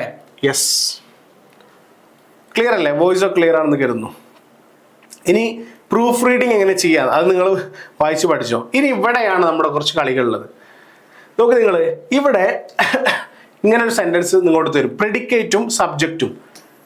സബ്ജക്റ്റ് എന്ന് പറഞ്ഞാൽ ആ പ്രവൃത്തി ചെയ്യുന്ന ആൾക്കാണ് ഇംഗ്ലീഷിൽ സബ്ജക്റ്റ് എന്ന് പറയാം, അല്ലാതെ കണക്കിനോ മലയാളം ബിക്കോ അല്ല അല്ലെ. ഷഫീഖ് കട്ടക്കാടൻ ഈസ് ടീച്ചിങ്, അല്ലെങ്കിൽ ഷഫീഖ് കട്ടക്കാടൻ ടീച്ചിങ്, ഷഫീഖ് കട്ടക്കാടൻ ടീച്ചസ് അല്ലെ, പഠിപ്പിക്കുന്നു എന്ന് നിങ്ങൾ പറയാണ്. ഇവിടെ സബ്ജക്റ്റ് ആരാ? ഷഫീഖ് കട്ടക്കാടനാണ് അല്ലെ. ടീച്ചസ് എന്ന് പറയുമ്പോൾ, പഠിപ്പിക്കുന്നു എന്ന് പറയുമ്പോൾ അതിനാണ്, ആ പ്രധാനപ്പെട്ട സെന്റൻസിനാണ്, വേർഡിനാണ് നമ്മൾ പ്രെഡിക്കേറ്റ് എന്ന് പറയാം അല്ലെ. ബേർഡ്സ് ഫ്ലൈ, പക്ഷികൾ പറക്കുന്നു. ഇവിടെ സബ്ജക്റ്റ് ഏതാ? പക്ഷികൾ. ഫ്ലൈ എന്ന് പറയുമ്പോൾ ഏതാ? പ്രെഡിക്കേറ്റ് ആണ്. ചിൽഡ്രൻ അല്ലെ, കുട്ടികൾ പാട്ട് പാടുന്നു എന്നുള്ള ഒരു വേർഡ് നിങ്ങൾക്ക് തന്നാൽ സിംഗ് എന്ന് പറയുന്നതാണ് ഇത് പ്രെഡിക്കേറ്റ്. ചിൽഡ്രൻ എന്ന് പറയുന്ന ഏതാണ്? അത് പിന്നെ ഇതാണ് ഇതാണ് സബ്ജക്റ്റ് ആണ് അല്ലെ. അപ്പൊ ചുരുക്കി പറഞ്ഞാൽ അതിലെ ആ ഒരു സെന്റൻസിൽ ഏറ്റവും പ്രധാനപ്പെട്ടതിനാണ് നമ്മൾ പ്രെഡിക്കേറ്റ് എന്ന് പറയാം, മറ്റേ സെന്റൻസ് ആണ് അല്ലെ. ഇനി നോക്ക് നിങ്ങൾ, declarative, assertive, imperative, exclamatory, interrogative സെന്റൻസുകളാണ്. അതിന് എക്സാമ്പിൾസ് ആണ് പറയുന്നത് കേട്ടോ. നോക്ക് നിങ്ങൾ, ഹൂ ടോട്ട് യു ഗ്രാമർ, ആരാണ് നിന്നെ ഗ്രാമർ പഠിപ്പിച്ചെന്നുള്ളത് അല്ലെ. ഇവിടെ ഒരു ചോദ്യമാണ് നമ്മൾ ചോദിച്ചത്. അപ്പൊ ഇംഗ്ലീഷിൽ ചോദ്യം ചോദിക്കുന്നത് നമ്മൾ എന്ത് സെന്റൻസാ പറയാ? ഇൻട്രോഗേറ്റീവ് സെന്റൻസ് എന്നാണ് പറയാ. ഇൻട്രോഗേറ്റീവ് സെന്റൻസ് എന്ന് പറഞ്ഞാൽ ആസ്ക് എ ക്വസ്റ്റ്യൻ അല്ലെ, ചോദ്യം ചോദിക്കുന്ന തരത്തിലുള്ള സെന്റൻസിനാണ് നമ്മൾ എന്ത് പറയാ? ഇൻട്രോഗേറ്റീവ് സെന്റൻസ് എന്ന് പറയുന്നത്. Okay, they will come, won't they അല്ലെ, ഇതും എന്താണ്? ഇൻട്രോഗേറ്റീവ് ആണ്. അവർ വരൂലേ? അപ്പൊ ചോദ്യം വന്നു കഴിഞ്ഞാൽ ഇൻട്രോഗേറ്റീവ് ആണ്. വാട്ട് എ ഡേ അല്ലെ, സോ നൈസ് 14 വയസ്സുകാരനാണ് 6 അടിച്ചു കൂട്ടിയത് അല്ലെ. ആസം അത് ഞെട്ടിത്തെരിച്ച് പറയില്ലേ, അതിനാണ് എക്സ്ക്ലമേറ്ററി എന്ന് പറയാ. എക്സ്ക്ലമേറ്ററി എന്ന് പറയുമ്പോൾ എക്സ്പ്രസ് ചെയ്യുന്നതിനാണ് നമ്മൾ എന്ത് പറയാ? എക്സ്ക്ലമേറ്ററി സെന്റൻസ് എന്ന് പറയാ. ഇങ്ങനത്തെ വരുന്നുണ്ടോ? ഇത് ഏതാ സെന്റൻസ് എന്ന് പറയും? All that glitters is not gold അല്ലെ, മിന്നുന്നതെല്ലാം പൊന്നല്ല. നമ്മളതൊരു സ്റ്റേറ്റ്മെന്റ്, ഒരു പ്രസ്താവന എടുത്താണ്. മിന്നുന്നൊന്നും പൊന്നല്ല കേട്ടോ. അപ്പൊ എന്താണ്? ഡിക്ലറേറ്റീവ് ആണ് അല്ലെ, അസേർട്ടീവ് ആണ് അല്ലെ. ആ സെന്റൻസിന് പറയുന്ന പേരാണെന്ത്? നമ്മളൊരു ഫാക്ട് പ്രെഡിക്റ്റ് ചെയ്തതിനാണ് ഡിക്ലറേറ്റീവ് അല്ലെങ്കിൽ അസേർട്ടീവ്സ് എന്ന് പറയാം അല്ലെ. അല്ലെങ്കിൽ ഇങ്ങനെ പറയാം അല്ലെ, മൃഗങ്ങളോട് കരുണ കാണിക്കാത്തവൻ എങ്ങനെയാണ് മനുഷ്യനോട് കരുണ കാണിക്കുക? അതെന്താണ്? അതൊരു സെന്റൻസ് ആണ്. സൂര്യൻ പടിഞ്ഞാറുദിക്കുന്നു അല്ലെ, കിഴക്കുദിക്കുന്നു, പടിഞ്ഞാറ് അസ്തമിക്കുന്നു. ഇതൊക്കെ ഒരു ഡിക്ലറേറ്റീവ് ആണ്. അപ്പൊ ചോദ്യം ചോദിക്കുന്നതാണ് നമ്മൾ എന്ത് പറയാ? ഇൻട്രോഗേറ്റീവ് എന്ന രീതിയിൽ പറയാ. പിന്നെ ഡിക്ലറേറ്റീവ് പറഞ്ഞു, ഓരോന്നോരോന്ന് നമ്മൾ പറഞ്ഞു പോവാണ് അല്ലെ. ഇനി നോക്ക് നിങ്ങൾ, കമാൻഡിനാണ് നമ്മൾ ഇമ്പറേറ്റീവ് എന്ന് പറയാം. ഇമ്പറേറ്റീവ് സെന്റൻസ്, ഇമ്പറേറ്റീവ് മാറരുത്. മറ്റേത് ഇത് തമ്മിൽ എന്ത് ചെയ്യരുത്, ഒരിക്കലും ചോദ്യം ചോദിക്കുന്നതും ഇതും തമ്മിൽ മാറാൻ പാടില്ല. ഓക്കെ, നോക്ക്. Please shut the Windows. Window നിങ്ങൾ എന്ത് ചെയ്യുക, അടക്കുക എന്ന് പറയില്ലേ. Please shut the Windows, window നിങ്ങൾ അടക്കുക, അല്ലെ, അടക്കൂ, അല്ലെ. സ്റ്റോപ്പ് ദേർ, നിൽക്കൂ. ഇത് രണ്ടും തമ്മിൽ കുറച്ച് വ്യത്യാസമുണ്ട്, അല്ലെ. നമ്മൾ സ്റ്റോപ്പ് ദേർ എന്ന് പറയാം, നിൽക്കട അവിടെ, അത് ഭയങ്കര കമാൻഡാണ്, അല്ലെ. അപ്പോൾ കമാൻഡിന്റെ പലതരത്തിലുണ്ട്. അത് നിങ്ങൾ ചെയ്യൂ, അത് എടുക്കൂ, ഇതെടുക്കൂ, ഇങ്ങനെ പലതരത്തിൽ കമാൻഡ് ഉണ്ട്. ശക്തിയായ കമാൻഡ് ഉണ്ട്. നിങ്ങൾ ഉള്ളിലേക്ക് ഇറങ്ങണ്ട, നിങ്ങൾ ജസ്റ്റ് ഓർത്തിരുന്നോ. ഇമ്പറേറ്റീവ് സെന്റൻസ് എന്ന് പറഞ്ഞാൽ എന്താണ്? നമ്മൾ മറ്റൊരാളോട് കൽപ്പിക്കുന്നതിനാണ് എന്താ പറയാ, ഇമ്പറേറ്റീവ് സെന്റൻസ് എന്ന് പറയുന്നത്. നിങ്ങളൊക്കെ നിങ്ങളെ സ്വഭാവം ചെക്ക് ചെയ്യട്ടോ. ഏത് തരത്തിലുള്ള സ്വഭാവമാണ് നിങ്ങൾക്കുള്ളത് നിങ്ങൾ ചെക്ക് ചെയ്യാം. ഓക്കെ, നോക്ക് നിങ്ങൾ. ഇനി പോസിറ്റീവ് സെന്റൻസ് നെഗറ്റീവ് സെന്റൻസിലേക്ക് ആക്കാനാണ്, അല്ലെ. അത് ഈസി ആയിട്ട് നമുക്ക് മാറ്റാം. He is a student who works hard, അല്ലെ. He is not a student, കണ്ടോ. അപ്പോൾ നമ്മൾ അതിനെ ജസ്റ്റ് മാറ്റി കൊടുത്തു. ഹാർഡായിട്ട് വർക്ക് ചെയ്യുന്നതിന് പകരം ലേസി ആയിട്ട് വർക്ക് ചെയ്യുന്നുള്ള ഒരു സംഭവം കൊടുത്തു, അല്ലെ. അപ്പോൾ നെഗറ്റീവ് ആക്കി മാറ്റാൻ ജസ്റ്റ് അവിടെ ഒരു നോട്ട് ചേർത്ത് കൊടുത്താൽ മതി. ആ വേർഡിന്റെ ഓപ്പോസിറ്റ് കൊടുത്താൽ മതി. ഇനി വേർഡിന്റെ ഓപ്പോസിറ്റ് എടുത്ത് കൊടുക്കാൻ നിങ്ങൾക്ക് ഓർമ്മയില്ലെങ്കിൽ ജസ്റ്റ് നെഗറ്റീവ് ഈ നോട്ടെങ്കിലും നിങ്ങൾ കൊടുക്കട്ടോ. നോട്ടെങ്കിലും നിങ്ങൾ എന്ത് ചെയ്യുക, ഷീ ഈസ് നോട്ട്, അല്ലെ. ഈസ് ഷീ എ ഡോക്ടർ, അല്ലെ. Is she not a doctor. ആ നോട്ട് ഇട്ട് കൊടുത്താൽ മതി ക്വസ്റ്റ്യൻ ആണെങ്കിൽ. അപ്പൊ ഈ ലെവലിൽ എന്ത് ചെയ്യുക, ഒരു നോട്ട് ചേർത്ത് കൊടുത്താൽ നിങ്ങൾക്ക് എന്ത് ചെയ്യുക, വളരെ ഈസി ആയിട്ട് എന്താ ഇവിടെ കൊടുത്തിട്ടുണ്ട് ഒക്കെ നോക്കിക്കോ. ഈസി ആയിട്ട് നിങ്ങൾക്ക് എന്ത് ചെയ്യുക, അതിനെ കവറപ്പ് ചെയ്ത് പോകാൻ പറ്റും. ഇനി കുറച്ച് പ്ലൂറൽ ഫോംസ് ഒക്കെ പെട്ടെന്ന് പറയാം. Calfs calfs, scarf scarfs, photo photos, dynamo dynamos, folio folios, knife knifes, അല്ലെ. കത്തിക്കാൻ നമ്മൾ നൈഫ്സ് പറയാം. Shelf shelfs, leaf leaves, wife wifes കഴിഞ്ഞ ക്ലാസ്സിൽ പറഞ്ഞു. വുമൺ വിമിൻ, അല്ലെ. കണ്ടോ, ഈ മാന് എന്ന് പറയുന്ന ഒരു പദം ഇത് ഈസിയാണ്. ഇത് എല്ലാവർക്കും മാറിപ്പോകുന്ന ഒരു സംഭവമാണ്, അല്ലെ. എങ്ങനെ വന്നാലും ഇത് മാറും. മാൻ എന്ന് പറഞ്ഞാൽ ഒരു മനുഷ്യൻ, അല്ലെ. മെൻ എന്ന് പറഞ്ഞാൽ എന്താ, കുറെ മനുഷ്യന്മാര്. മാന് ഒരു മനുഷ്യൻ, മെൻ എന്ന് പറഞ്ഞാൽ കുറെ മനുഷ്യന്മാര്. അതിന്റെ മുന്നേ WO ചേർത്ത് കഴിഞ്ഞാൽ ഒരു പെണ്ണ്, വുമൺ. കണ്ടോ, വുമൺ വുമൺ വുമൺ, കണ്ടോ, വുമൺ വുമൺ വുമൺ, അല്ലെ. ഇനി അതിന്റെ മുന്നേ WO ചേർത്ത് കഴിഞ്ഞാൽ വുമിൻ, അല്ലെ, വിമൺ എന്ന അർത്ഥത്തിലേക്ക് നമുക്ക് എന്ത് ചെയ്യാം, വുമിൻ എന്ന് പറയുന്നുണ്ടോ, വിമൺ എന്ന അർത്ഥത്തിലേക്ക് ഈ ചേർത്താല്. അപ്പോൾ അതാണ് അതിന്റെ വ്യത്യാസം എന്ന് മനസ്സിലാക്കുക. ഗൂസ് ഗീസ്, മൗസ് മൈസ്, എലിന്റെ ബഹുവചനാണ് മൈസ് കേട്ടോ. Louse lice, commander in chief, commanders chief, court martial, courts martial, man of war, men of war. കണ്ടോ, woman hater, boyfriend, boyfriends, lady doctor, lady doctors. കണ്ടല്ലേ, ഇങ്ങനെ കൊടുത്തിട്ടുണ്ട് കേട്ടോ. Okay, ഇനി സ്ത്രീ ആണും പെണ്ണുള്ള പദം, അല്ലെ. ബാച്ചിലർ, കല്യാണം കഴിക്കാത്ത ഒരാണാണ് നമ്മൾ എന്താ പറയുക, bachelor. Spinster, wizard, witch, deer, doe, dog, lady, lass. മാൽഡീവ്സിലൊരു ചങ്ങായി ഉണ്ടായിരുന്നു, അനങ്ങിയാ ഈ വേർഡ് ഉപയോഗിക്കുള്ളൂ. ലാസ്റ്റ് ഞാൻ ഇവനോട് പറഞ്ഞു, നിന്റെ കുടുംബക്കാരൻ ആരെങ്കിലും ബിച്ചൂസ് എന്ന് പറഞ്ഞ ആരെങ്കിലും ഉണ്ടോന്ന് ചോദിച്ചു. ബിച്ചൂസ് അല്ലാതെ അവനോട് പറയാം, അല്ലെ. അനങ്ങിയ ഇതേ പറയുള്ളൂ, ഈ ഒരു വേർഡ് അല്ലാതെ പറയില്ല. ലാഡ്, ലാസ്, കിങ്, ക്വീൻ, അല്ലെ. ക്വീൻ, അല്ലെ. Count, countess. ഇങ്ങനെ സ്ത്രീലിംഗം ഇതൊക്കെ എന്ത് ചെയ്യുക, നിങ്ങൾ കൃത്യമായിട്ട് പഠിച്ചിരിക്കട്ടോ. എംബറർ, എംബ്രസ്, പ്രീസ്റ്റ്, പ്രീസ്റ്റസ്, അല്ലെ. Author, authoress, heir, heiress, landlord, landlady, grandfather, grandmother, milkman, milkmaid, അല്ലെ. Shepherd, shepherdess, master, mistress, patron, patroness, salesman, saleswoman, അല്ലെ. Merman, mermaid, fox, vixen, widow, widower. ഇതൊക്കെ എന്താ, hero, heroine, Baron, ബാരോണസ്, അല്ലെ. ഇനി ഇതെവിടെ ചേർക്കുക എന്നുള്ളതാണ്, നിങ്ങൾക്കൊക്കെ അറിയുന്നതാണ്. വളരെ ഈസി ആയിട്ടുള്ള ഒരു സംഭവമാണ്, അല്ലെ. വോവൽ സൗണ്ടിന്റെ അല്ലാത്തതൊക്കെ ആണ് ചേർക്കേണ്ടത്, അല്ലെ. AEIOU ഈ ഒരു അക്ഷരത്തിന്റെ മുൻപ് നമ്മൾ ഏനാണ് ചേർക്കുക, അല്ലെ. എ ആപ്പിൾ എന്നാണോ ഏൻ ആപ്പിൾ എന്നാണോ പറയാ, ഏൻ ആപ്പിൾ എന്നാണ്. കാരണം എന്താ, ആപ്പിൾ എ എന്ന് വന്നുകൊണ്ട്, അല്ലെ. There is a storm coming. ഇത് S ആണ് ഇവിടെ, അതുകൊണ്ട് ഇവിടെ A വന്നു. കണ്ടോ, ഇതിങ്ങനെ വരാറുണ്ട് കേട്ടോ. They went to the market to buy some fish, അല്ലെ. They went to the market. The market. അപ്പോൾ ഇവിടെ മാർക്കറ്റിന്റെ പേര് പറഞ്ഞിട്ടില്ല. ലോകത്തെ എല്ലായിടത്തും മാർക്കറ്റ് ഉണ്ട്, അല്ലെ. ദ മാർക്കറ്റ് ആ അറിയപ്പെട്ട മാർക്കറ്റിലേക്ക് അവർ എന്ത് ചെയ്തു, പോയി എന്നാണ് അർത്ഥം. ചിലപ്പോൾ തൊട്ടടുത്തുള്ള അങ്ങാടിയാവാം, അല്ലെ. അപ്പൊ അതിനാണ് മാർക്കറ്റ്. ദ മാർക്കറ്റ് എന്ന് പറഞ്ഞാൽ അറിയപ്പെട്ട. ദ ഗേൾ, ആ പറയപ്പെട്ട ഗേൾ. ദ പോയം, ആ പറയപ്പെട്ട പോയം. ആ ദ എന്നുള്ള വേർഡിന്റെ അർത്ഥം മുന്നേ പറഞ്ഞൊരു സാധനം ഉണ്ടല്ലോ, അത്. അതുണ്ടല്ലോ നമ്മൾ പറയില്ല, അതേ അർത്ഥം. It was A good ഡിഷൻ. നോക്ക് നിങ്ങൾ, A good ഡിഷൻ, A good, G വന്നു, അവിടെ എ ആണ് കൊടുത്തത്. ആൻ ഗുഡ് ഡിഷൻ എന്ന രീതിയിലല്ല വന്നത്. അത് കണ്ടില്ലേ? ഇനി ആൻ്റെ ഒരു എക്സാമ്പിൾ നമുക്ക് നോക്കാം അല്ലേ. ആൻ എവിടെ? ഷീ റോട്ട് എ ലെറ്റർ, കണ്ടോ, എല്ല് വന്നുകൊണ്ടാണ് ഇങ്ങനെ വന്നത്. Would you please pass me the salt, കണ്ടോ, ദാൻ്റെ ഒരു നല്ലൊരു എക്സാമ്പിൾ. ആ ഉപ്പ് പാസ് ചെയ്യോ? അപ്പൊ നേരത്തെ ചിലപ്പോൾ തന്ന ഉപ്പേക്കാരൻ ഹോട്ടലിലോ അതിരിക്കുമ്പോൾ അങ്ങോട്ട് കൊടുത്ത ഉപ്പ്, ആ ഉപ്പ് ഇങ്ങോട്ട് ഇടിക്കുന്നുള്ള അർത്ഥത്തിലാണ് ചോദിക്കുന്നത് കേട്ടോ. ഇവിടെ ആൻ്റെ ഉദാഹരണം ഞാൻ ഇട്ടിട്ടില്ല തോന്നുന്നുണ്ട്. എനിവേ, ആന് നിങ്ങൾക്ക് ആപ്പിളൊക്കെ ആനാണ് അല്ലേ. Elephant, an elephant, A elephant എന്ന് പറയില്ല, ബിക്കോസ് AIEOU അല്ലെ, അത് വന്നു കഴിഞ്ഞാൽ വോവൽ സൗണ്ട് ആണ്, ആ വോവൽ സൗണ്ട് ആണ്. ഇനി ഡിഗ്രി ഓഫ് കമ്പാരിസൺ, ഞാനൊരു വീഡിയോ തന്നെ ഇതിന് ചെയ്തിട്ടുണ്ട്. അപ്പോൾ പല ആൾക്കാരും കമന്റിലൊക്കെ രസമായിട്ട് പറഞ്ഞു അല്ലേ, കട്ടക്കാടൻ ടോളർ എന്നൊക്കെ പറഞ്ഞ് രസമായിട്ട് പറഞ്ഞു. Anyway, tall positive, comparative, superlative അല്ലെ. നിങ്ങൾക്ക് എന്താ പറയാ, ഒരാളെ കമ്പയർ ചെയ്യാൻ അല്ലെങ്കിൽ എ ഗ്രൂപ്പ് ഓഫ് പീപ്പിൾ, ചെറിയ ഗ്രൂപ്പിന് ടോളർ ഉപയോഗിക്കാം, എല്ലാം പാടെ ടോട്ടലി ഉപയോഗിക്കാം. എന്ത് ചെയ്യാം? സൂപ്പർലേറ്റീവ് ഉപയോഗിക്കാം അല്ലെ. ടോൾ, ടോളർ, ടോളസ്റ്റ്, ഇതിൽ ഒരു ചോദ്യം എന്തായാലും വരുന്നുണ്ടോ. Beautiful, more beautiful, most beautiful. Old, older, oldest. Good, better, best. Bad, worse, worst. Cold, colder, coldest. Dark, darker, darkest. Short, shorter, shortest. Clever, cleverer, cleverest. Sad, sadder, saddest.